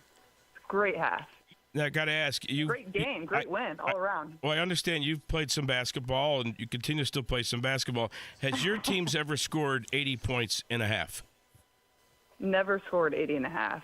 We'd be lucky to hit 60. So 80 and a half. 80 in a game is pretty good for the most part, but 80 and a half, I was on my feet for that entire second quarter.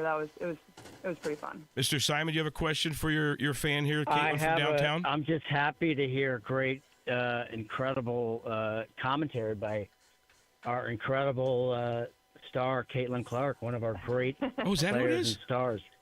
Oh, I thought it was just Caitlin from downtown. It's Caitlin from It's downtown. unclear, though. I'll tell you.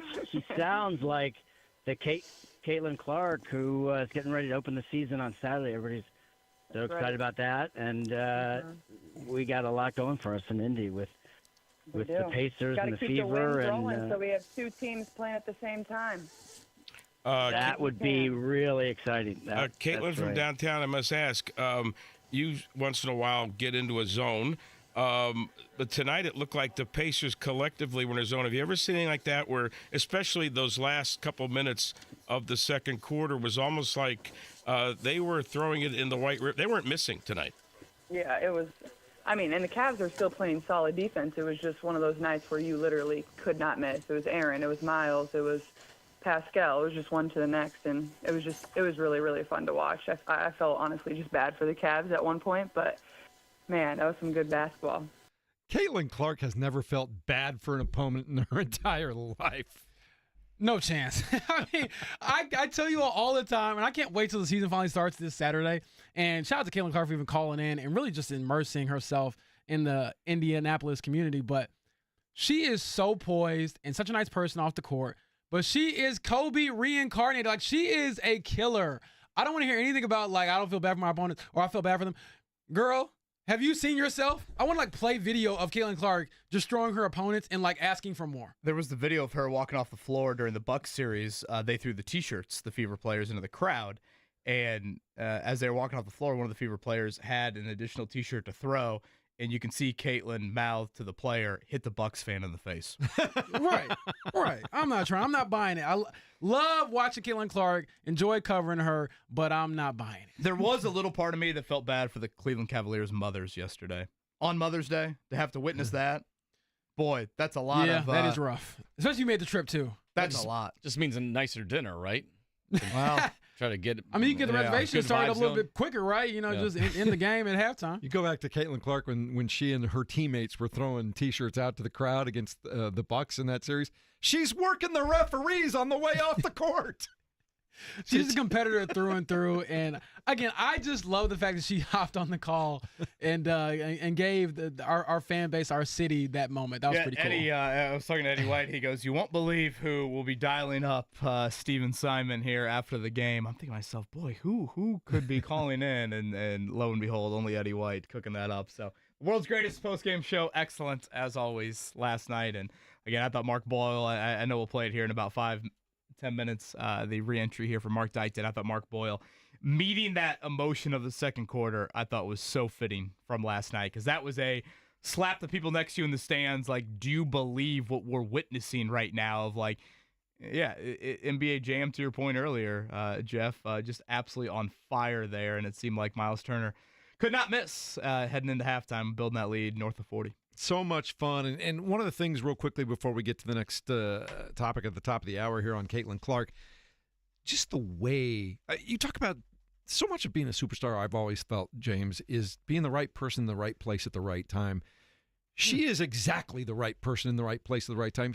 Her embrace of this city and that organization and this entire experience has been so much fun to watch. Yeah, it's been incredible. And obviously, like I said, with the season opener on Saturday against the Chicago Sky, their rivalry, it'll be packed, it'll be jumping. I mean, it'll sound, and I'm not kidding, because I covered all the games last year at home pretty much, it will sound on Saturday like it sounded yesterday for the Pacers for a playoff game.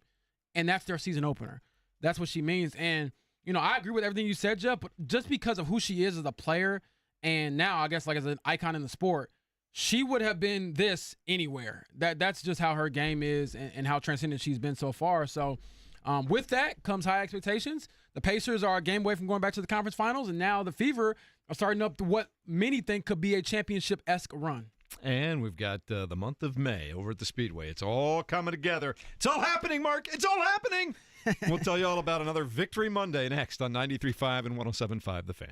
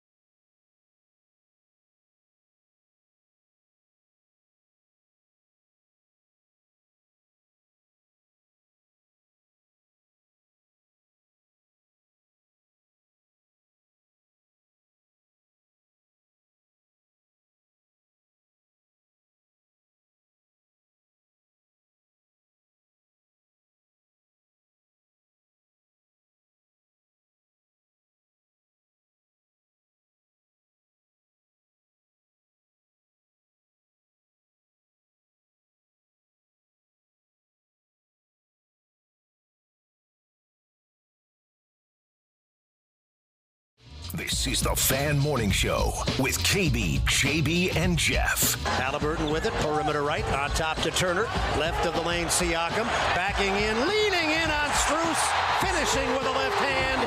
Kenny Atkinson has seen enough. Neesmith way out on the left edge, centers it to Turner, who bounces once and gives it to Halliburton. Back to Neesmith, attacking, kicks it to the top, and Turner hits a three. He's got a dozen. The Pacers lead by 31 points. Halliburton for three. He made the foul shot and then hit a three from way up top. It's 72-37. Do not adjust your dial. Halliburton drives, pitches it to the perimeter. Nembhard sends it around to the other side of the floor. Turner has it. 7 seconds to shoot. Neesmith attacking. He got to the baseline. Turner with it. 3 to shoot. 2 to shoot. Oh, my goodness! What is happening here? It's 75-37. Into the forecourt, Neesmith. Turner is feeling it, and why not? Why not? Why not? A three from 2 miles away, out on the left side. This cannot possibly be happening. Boom, baby!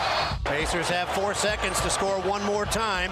Here comes Neesmith. He'll get it off from the wing, and of course he hit it.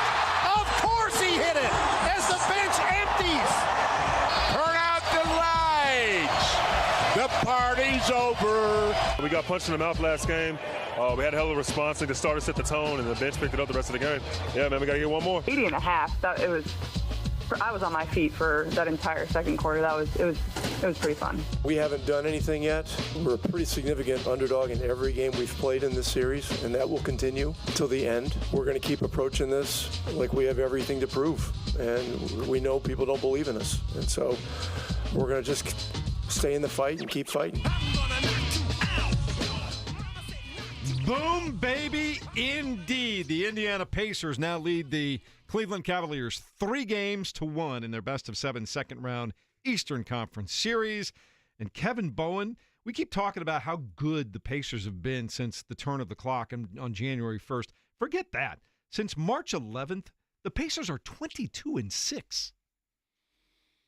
Actually, I think the more impressive is going back to January 1st. Well, it's all impressive. Yeah, once you get in the final month of the season, it's like, wait, who's playing who? Like, how many guys are playing for this team, that team? Yeah, to me, you go back to the start of the new year, and that's really what is truly impressive. The other stat that I thought rung home big time for me, I was driving home last night, Pat Boylan mentioned this on air, that the Pacers have now won 10 straight games after losing by double digits.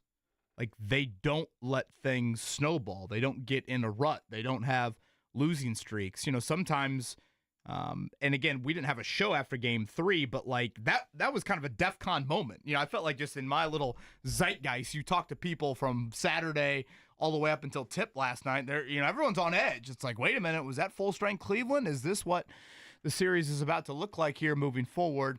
And the Pacers emphatically, thanks to that excellent intro from Mark Dykton, responded with that. So, again, double-digit losses are rare, but when they have happened this season, the Pacers have responded in a big, big way. And last night, it was the effort. It was the execution against the zone. It was your stars looking like stars. It was some of the bench guys stepping up when Benedict Mathurin did what certainly he should not have done. And that was probably the most impressive effort, frankly, of the entire season.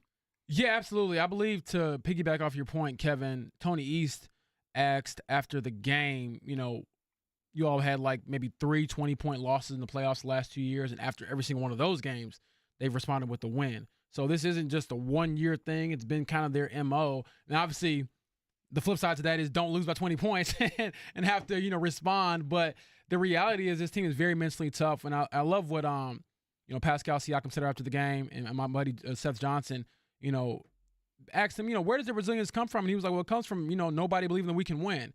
And I think some of that can get overstated throughout the playoffs.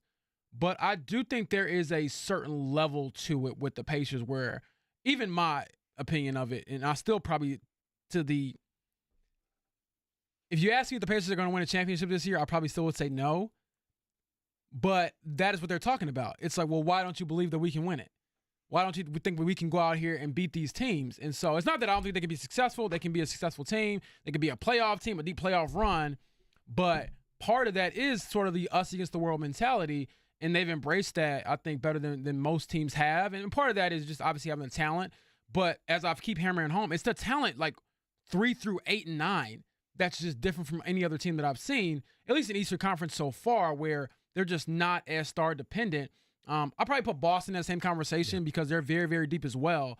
But it's a unique build to a team, Jeff, that we haven't really seen in this era of the NBA. Maybe that's the blueprint for how you kind of want to build it moving forward. You want, don't get me wrong, you want superstar players, but as we've seen, the big threes and all that aren't working anymore. You kind of need, maybe 2 guys that are really, really good and a bunch of, really, I would just say very solid and good role players where you don't have that drop off so much from 3 through 8. Yeah, no question about that. And to Rick Carlisle's point about we're still going to be underdogs, amazing to me, and Mark Dykton, this is the perfect time for you to chime in. You look at the line for Game 5, and it's already plus 7. 7. The Cavaliers are favored by 7 with a who knows if he's going to play Donovan Mitchell at this point in time. Who knows what's going to happen to some of the other guys that have been battling through injuries, coming off a beatdown in which they trailed by 41 at the half. How do you even read that? I read it as, here's my money, and I'll take the Pacers plus 7, yeah. It's wild to me how, frankly, I think Vegas has really disrespected the Pacers throughout this series. Now, obviously, Game 3, Vegas got the last laugh there if you look at it from a Pacers standpoint, but the other 3 games, it's been pretty one-sided in the other way. And the Pacers were even a handful of point underdog last night. I would have expected that to be, a little bit more to a pick-em game.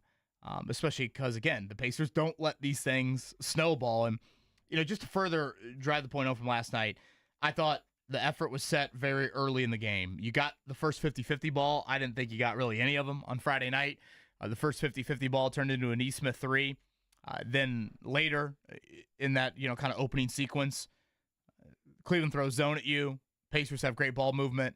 Andrew Nembhard gets an open 3. Like, if you could kind of sum up Friday night, I thought you lacked effort, and I thought you lacked any execution against a zone, to be fair, that Cleveland had not really thrown at anybody this year. You get 48 hours to let that sink in. I thought you attacked the zone much, much better. And then just kind of the non-starter of effort, I thought the Pacers were the better effort team. There was a play in the first quarter, I thought it was one of the loudest cheers of the game, where Turner drew a foul on an offensive rebound. This was not a offensive rebound putback. This was not a foul that sent him to the free throw line. It was simply a hustle play that led to a ball out of bounds. And yet, and I think it's honestly a credit to the Indiana fans, just how much Pacers fans realize what is a huge key in this series. And if you look at Friday night, Cleveland attempted 20 more shots than Indiana. You look at last night, the Pacers attempted 23 more shots than Cleveland. That's a lot of shots. Yeah. That is a huge discrepancy in these 2 games. And I thought that moment from the crowd, it was one of those like, oh, a couple hundred people are clapping. All right, come on. Like that. And it was such an indicative moment, I thought of, yeah, that would be like if the Pacers bench reacted to that play of like the whole coaching staff seemed like they were wearing, or I should say swinging those gold towels around in the crowd, because that has been a huge, huge stat to point to in this series. To take that to a different level, I was listening to Chris Denary on Alex Golden's Setting the Pace podcast with he and Fauci this morning, and Chris had pointed this out, and I thought it was really key as well. He thought it was one of the most important differences between Games 3 and 4. In Game 3, the Cavaliers outscored the Pacers 31-9 in second chance points, partly due to that 18-4 rebounding edge on the offensive glass. In Game 4, the Pacers flipped the script, scoring 15 second chance points to the Cavs' 11, a big improvement from the previous game. They also held the Cavs to 10 offensive rebounds, which went a long way towards contributing to that win as well, Kevin. I mean, just to your point, and then the second chance points, they just put the Cavs on the mat and never let them up. Yeah, and I thought Friday, it really, the effort was so disappointing. Like, it was one thing for Cleveland to be at full strength, but I just thought they got so many loose balls. And really, one thing also to mention from last night, it was probably the first time, really all series, the Pacers have had more of their normal turnover number. They really didn't have a lot of turnovers last night, particularly when the game still mattered, and we hadn't seen that through the first couple games of the series. Yeah, I mean, like I said, I was there in person. It was amazing. It was loud, crazy. It got to the point where I was like, man, I should probably get some earplugs if, this gets back here for a game 6, or, you're, doing, Pacers and Racers in game 3 of the conference finals. So, crazy game. And the scary part about it is, again, Mathurin played, all of 8 minutes, if it was that. Halliburton had a, quote, bounce-back game.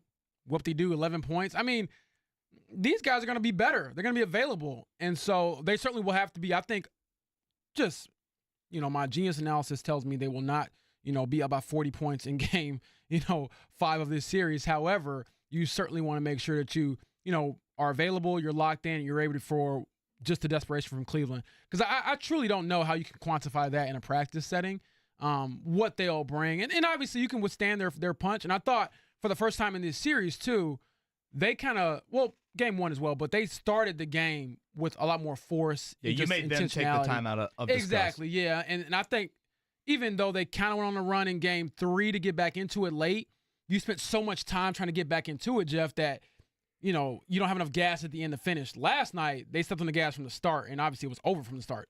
It was a lot of fun. And for those of us just joining us, the late risers this morning, welcome to the show. It's the Fan Morning Show with KBJB, Jeff, and Mark Dykton. We talked a little bit about 5 minutes remaining in the first quarter, there was an incident where Benedict Mathurin, the referee said that he punched Hunter in the chest. It looked to me like kind of a quick shove to the middle of the chest. We couldn't really see a closed fist from our angles, whatever. But then he backed off and spread his arms like, what? Hunter goes up to him and shoves him hard with 2 hands to the point where he falls down. Then Miles Turner comes over and kind of pushes Hunter. At the end of it, Kevin, a flagrant 2 is called against Mathurin. He's ejected from the game. Just a technical against Hunter, and then a technical against Miles Turner, and you're thinking to yourself, man, after the Pacers' hot start, is this going to be a problem? Because they were up 11 at that point in time. It wasn't a problem. The team just went on from there. What did you think of that whole exchange? Well, honestly, I thought DeAndre Hunter was absolutely horrific the rest of the game, so him staying in the game turned out to be a great thing. You think that got his head a little bit afterwards? Yeah. He took the next 3 out of maybe 5 shots, and I was like, what are you doing? I thought both ends, too. He's much better defensively than what he looked like after that. And I guess we probably should mention his thumb injury. I mean, that is on his shooting hand. Still, remember he missed the first game, right? Second game, yeah. He can't throw it in the ocean right now. I guess to bring up the Mathurin point one more time, I thought the punishment should have been the same. Whatever you're going to give Mathurin, give that to Hunter. I would have liked a flagrant 1. I'm not a big believer in the first quarter of a playoff game you eject guys. To me, you've got to cross a big line to eject guys. Now, if we get in the 3rd and 4th and you've been a repeat offender with that officiating crew within the game, that's a different story. But in the first, Mathurin been on the floor for 90 seconds. So I don't love that. Now, having said that, and I'm probably the biggest Mathurin defender there is, I mean, what stupid bleep he did. I mean, that is just 7th grade, recess, no one's looking at me, I can get away with this. And he frankly deserved probably whatever punishment was given to him for how stupid the act was. It was a blatant cheap shot. Whether, I don't care if it was a true punch or not, you invite yourself to cameras and criticism, and you invite that officiating crew to huddle up and say, guys, remember Mathurin and Hunter in game 1? Remember Mathurin and Hunter in game 3? And who knows? Maybe they warned those guys at the start of the game last night. We have no idea what that dialogue was like, but you cannot when you put yourself into that situation, now you've opened up the possibility for, well, I saw a closed fist. That gets into some gray area there. The last thing I would have liked to have seen from Mathurin is if you're pissed off at Hunter, if you view him as whatever, an enemy, a guy that you want to get the better of, attack him like the great talented scorer you are. Attack him with the basketball in your hands. Take him to the rim. Deliver the big block that you delivered on him in game 1. Be that type of player. Mathurin's edginess as a player is terrific. It's healthy. It's needed. It's been very good, I think, in these playoffs, honestly, for the most part. But there's too many times where he just takes the pettiness to a different level. Him and Tyrese are both petty. I think some Pacer players have said this. Our two pettiest guys are Ty and Ben. And I love pettiness, to be clear. But Ty knows where the line is. Ben doesn't know where the line is. And he's fortunate last night that the rest of his teammates covered his ass. Well, they were up 11 at the time, and over the final 16 and a half, 17 minutes of the first half from there, the Pacers outscored the Cavs by 29 points more and led 80-39 going into the break. I'm going to say that again.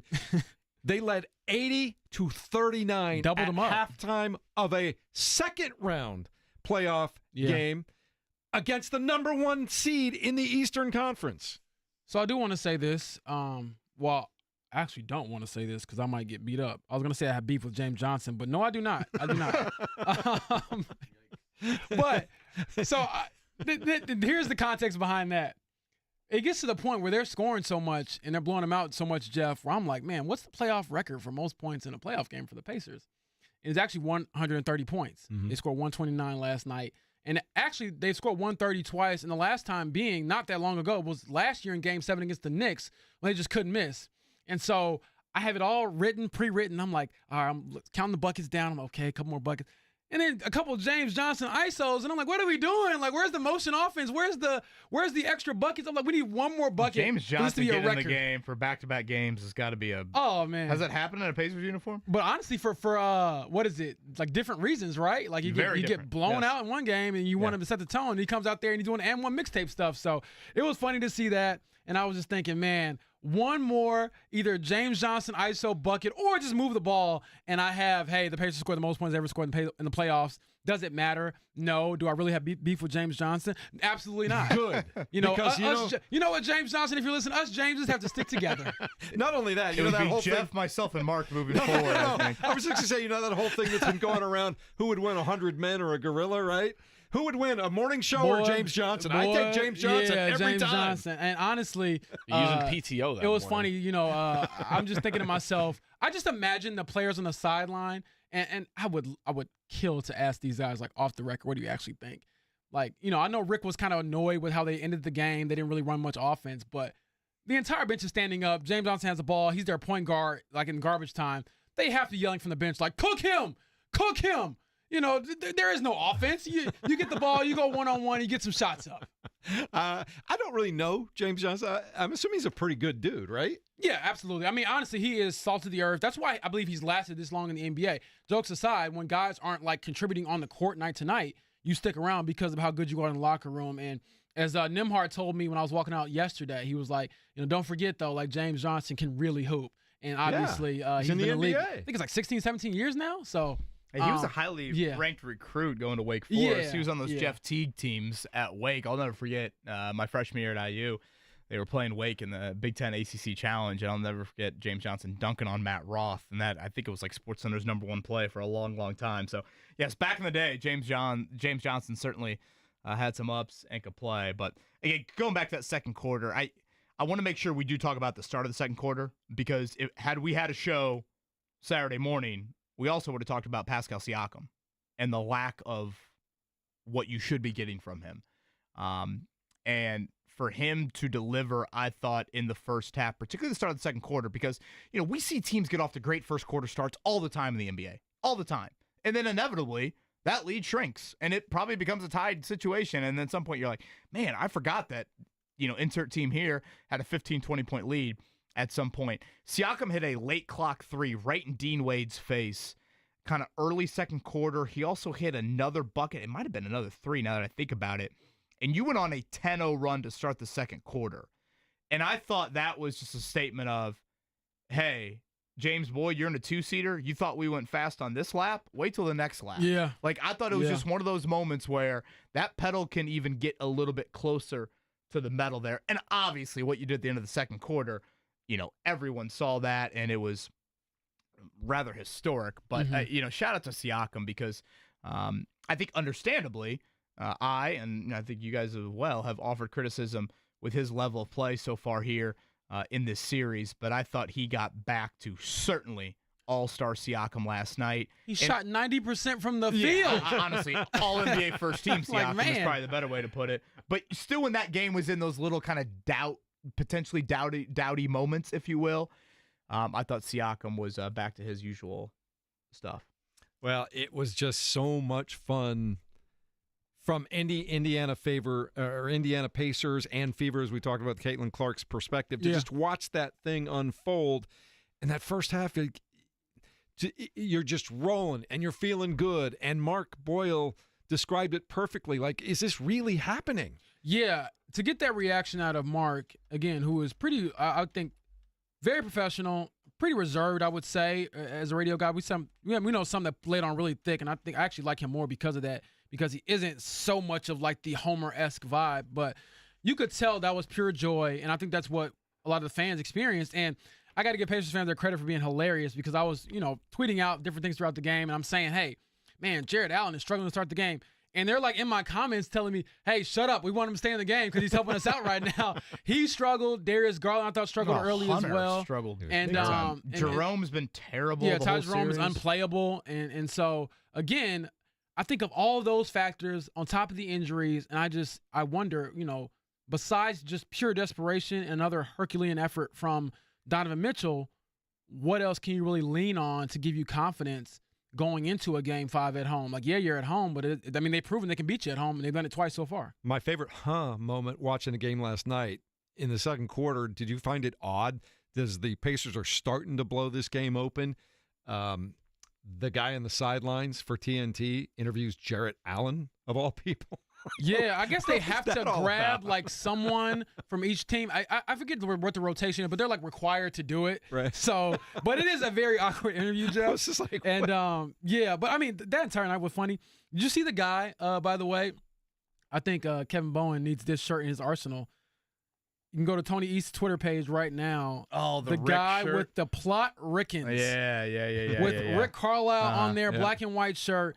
Shout out to that man right there. That was awesome. I got a kick out of that. I did see a dude walking around downtown with the Big Onion celebration already on a T-shirt there. So I gave him a little fist pound there. All right, very quickly, let's check it down in case you missed anything yesterday here in Indianapolis.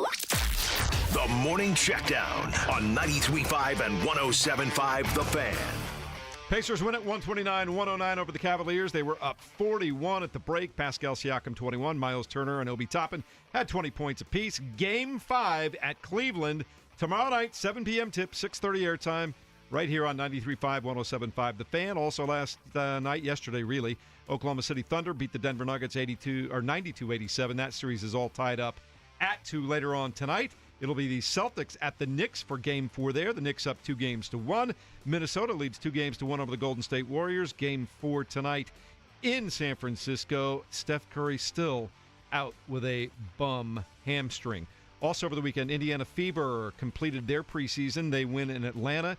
They were 3-0 in the preseason. They will open the regular season next Saturday against Chicago. Major League Baseball last night. Well, yesterday, really. The Mets over the Chicago Cubs by a score of 6-2. Astros shut out the Reds 6-0. And because Alex Golden of Setting the Pace requested it, and we should probably do it more often anyway, a shout-out to the St. Louis Cardinals, who've now won 8 games in a row. Sorry, Mark, they beat the Nationals by a score of 6-1 yesterday. I think the whole country should have flags at half staff because the Cardinals being good stinks for everybody. Alex Palou wins the Grand Prix. You and I can agree on something there, Mark. Yeah, on Saturday, he's won 4 of the first 5 IndyCar races. Kyle Larson wins NASCAR at Kansas Speedway. And the Colts continue to go through rookie minicamps and things like that, James. Yeah, I mean, my takeaways from rookie minicamp, Tyler Warren looks very good. JT, Tuimoloau looks very good. Justin Wally, even with the cast, looks pretty good. So, I mean, there's not much there to certainly take away from, but I did get a kick out of Riley Leonard telling us that he took theater at Notre Dame, and because a lot of his credits, I guess, didn't transfer from Duke, so he was like a theater kid at Notre Dame. And he starts off by saying he did some Shakespearean play, but he also was saying I have a mean Bobby Boucher impression. From the Waterboy, and also I did The Hangover in class, and I was like, "What kind of class is this where you act these scenes out?" But yeah, he was pretty fun. They act out the doctor jumping out of the trunk scene. Exactly. Leslie Chow, is that who Riley Leonard is? We should get to the Zaire Franklin news a little bit more tomorrow on the show. He will miss the offseason program due to an ankle procedure that he had last week. I think anytime, it's not shocking to hear NFL player has offseason surgery. you'd prefer that offseason surgery to be in January or February, not the first week of May, especially when you're installing a new defense. So we'll probably expand on a little bit more Colts-wise yesterday. But, yeah, I did have to laugh. First pass of rookie minicamp, Riley Leonard throws one a bit high, and sure enough, Tyler Warren is able to climb the ladder and go up and get it. I'm like, well, that's very fitting of both of those players, frankly. The catch radius of Tyler Warren and the inaccuracy of Riley Leonard. He's becoming a legend already. Indeed. All right. It's like, man, that legend word is being thrown around very loosely I was gonna say, this Monday morning. If you saw some of the tryout guys he was going up against, you probably wouldn't throw that out there. Anything is possible on this Monday morning, isn't it, James? After I guess what we so. saw? I mean, I've seen some crazy stuff from this Pacers team. So at this point, I think I might be retired from giving Pacers predictions, which I'm lying about because I'll give another prediction for the next round as well because that's just what I do. I'll tell you what, let's open up the phone lines and people can react to their emotions, feeling, everything else from what was just a big-time beatdown for the Pacers over the Cavs last night. 239-1070 is the number to call if you want to get in. 239-1070, another Victory Monday here on 93.5 and 107.5 The Fan.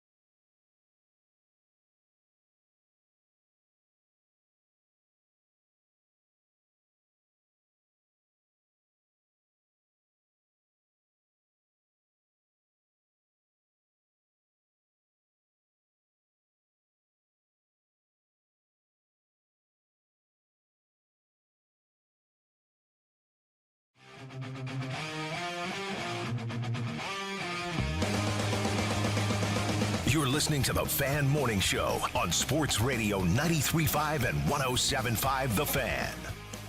I continue to give kudos to Eddie White, who on the postgame show last night had Stephen Simon on the air along with Caitlin Clark in a call where both just celebrating the absolute historical first half that the Pacers put on the Cleveland Cavaliers last night. That's good stuff.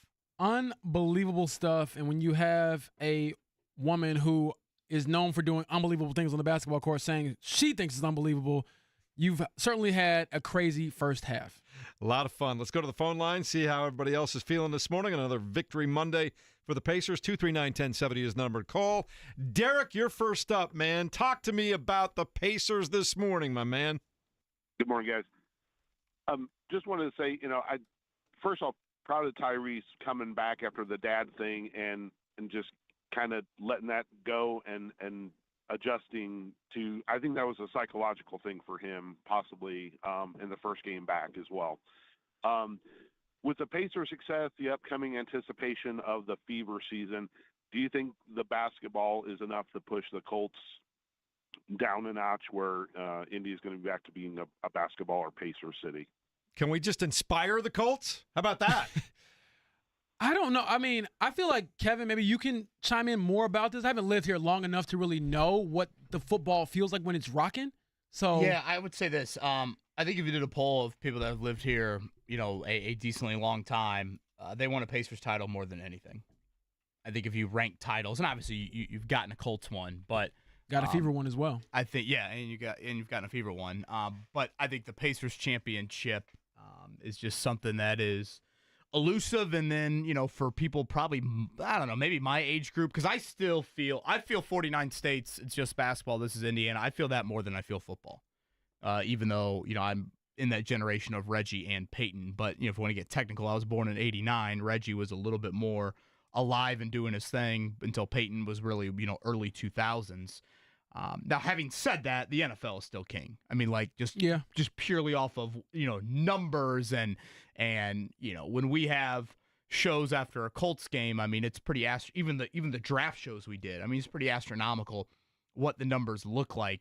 But I think in this market, the magical run of what the Pacers have done and might continue to do through May, potentially even into June, I think that is that's the most elusive of all the titles that would be possible here with your teams. I mean, honestly, outside of probably modern IU national title in basketball, I think it's definitely Pacers NBA championship. Yeah, I've been here for 13 years now, and I've obviously lived all around the world, but my family, even when I was working in other places, I was commuting because it's such a great place to live. My family loves it here and all those kinds of things.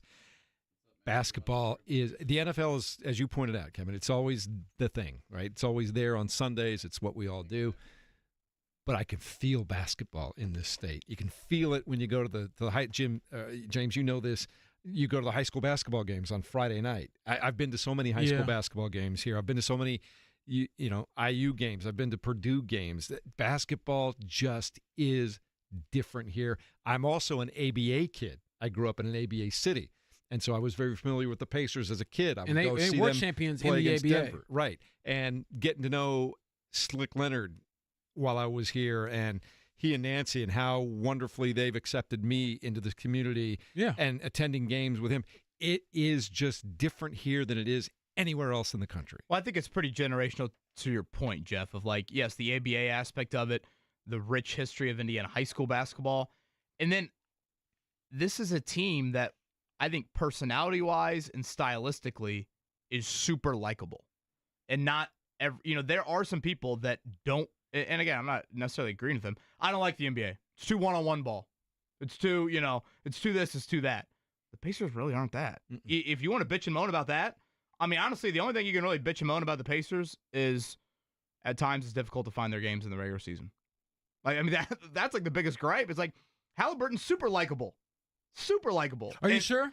And yes, I am very, very sure. And their other guys are really likable. I mean, Pascal Siakam might not be like the most boisterous personality, but he's likable. The Miles Turner and James, you and I touched on this on Friday. That Players Tribune piece he wrote, I mean, that had me pause 5, 6, 7 times throughout that piece of like, wow, this is what it's meant for him to play here for his entire career. I was reminded last night, being there, just like hearing that Turner reception.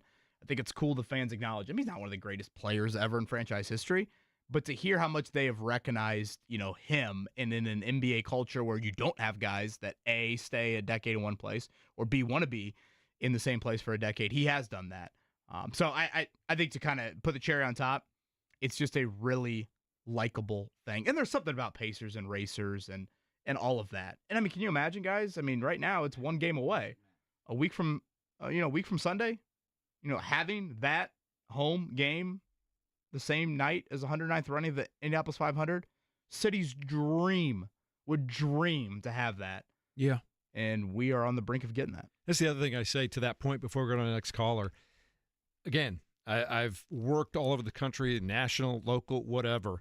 There is no greater place for sports in this country than Indianapolis.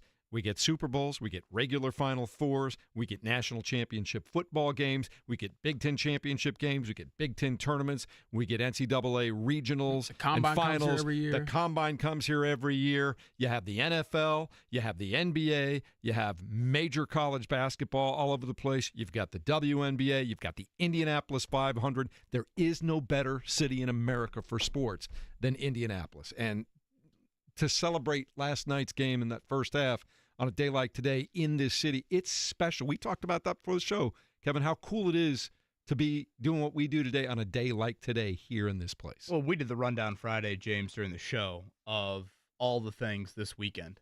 Yeah. And even if you just want to throw in ancillary stuff of like, hey, Colts rookie minicamp, and it's a great weekend to, go to the Grand Prix and watch Alex Palou be dominant. And if you want to go experience Victory Field, it's great. And now we're about to add the Fever here coming up this Saturday as well. It's something like I try not to take for granted because, guys, the Colts are still in it, but there was a while there where the Pacers went 6 years without a playoff win and 9 years without a playoff series win. Like, don't take this for granted. I don't think people are doing that. Honestly, it's probably where you see some of this like extra joy and emotion coming from because, we've done a lot of May 12th shows where what's tonight in the NBA? Mm-hmm. Tonight's the lottery. Yep. We've done a lot of May 12th shows where it's been like, all right, Larry Bird and whatever, Kevin Pritchard and Tyrese Halliburton, can you find the rabbit's foot and try and make sure that those cards are, benefiting the Pacers. I was there a few years ago when they literally had the ping pong balls that decided that they were going to eventually draft Benedict Mathurin. And now we fast forward a few years later, and they're one win away from going back to the conference finals for a second straight year. I also want to shout out, just to continue how great this city is, aside from all those major league things that we've just talked about, Victory Field and the Indians do a fantastic job. Now we've got the Freight, the Boom have moved in over there, and you've got the Ignite, and people are showing up for all of these things. And then you got the entire country's youth clubs showing up to Grand Park every weekend. Pretty much. It's unbelievable how much stuff is great around here. All right, real quick, let's take Launch one a phone mayoral call. campaign with that slogan right now. You could. I'll fix the roads, Mark. There you go. That'll be my Just want some That's what I plows run and on. Are you running against Jake Query? Or? No, Jake, and I'll let Jake do it. Okay. That's fine. Campaign I'll manager promote Jeff that. Rickard. Before we do break, though, I don't want to get Mac on the phone. He's been holding on for a minute. Make your case, my friend. Welcome into the Victory Monday here on The Fan. Good morning, guys. How you doing? Good. Thanks for being here. What's up? Hey, I really don't think Benedict Mathurin should have been ejected for what he did because they were playing dirty. If you watch, they were holding Miles. Strus was setting picks all night trying to take guys out. I wish that Carlisle would have put James Johnson in there and put a pick on Strus and knock him out. But, I mean, the Pacers played a great game because as much holding and pulling as they were doing, that wasn't stopping the Pacers from hitting their shots. And it was just an awesome game to watch. And I say they go Tuesday night and end it and move on to the next round. Mac, thank you for the call. Should we hit on Mathurin one more time after the break? Yeah, we'll do that. We'll address that momentarily here on 93.5. And a Donovan Mitchell update after the break as well for those curious on that. 93.5, 107.5 The Fan. Can't wait for that next.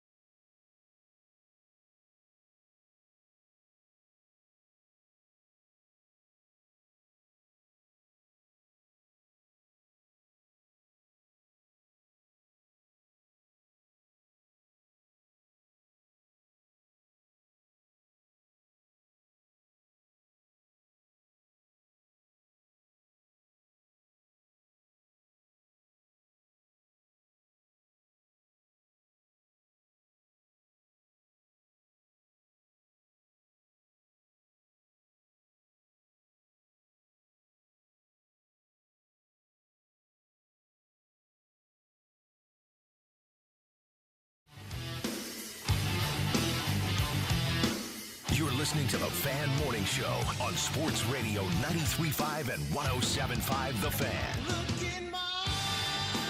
When last we left you, Kevin Bowen teased us with a Donovan Mitchell update. As we get ready to close the show down, what do we know, Kevin Bowen? Yeah, again, that's just from last night. I don't want to act like anything has happened here this morning. But Kenny Atkinson did say after the game a MRI coming today for Donovan Mitchell. Mitchell did meet with a couple members of the Cleveland media on his way to the bus last night.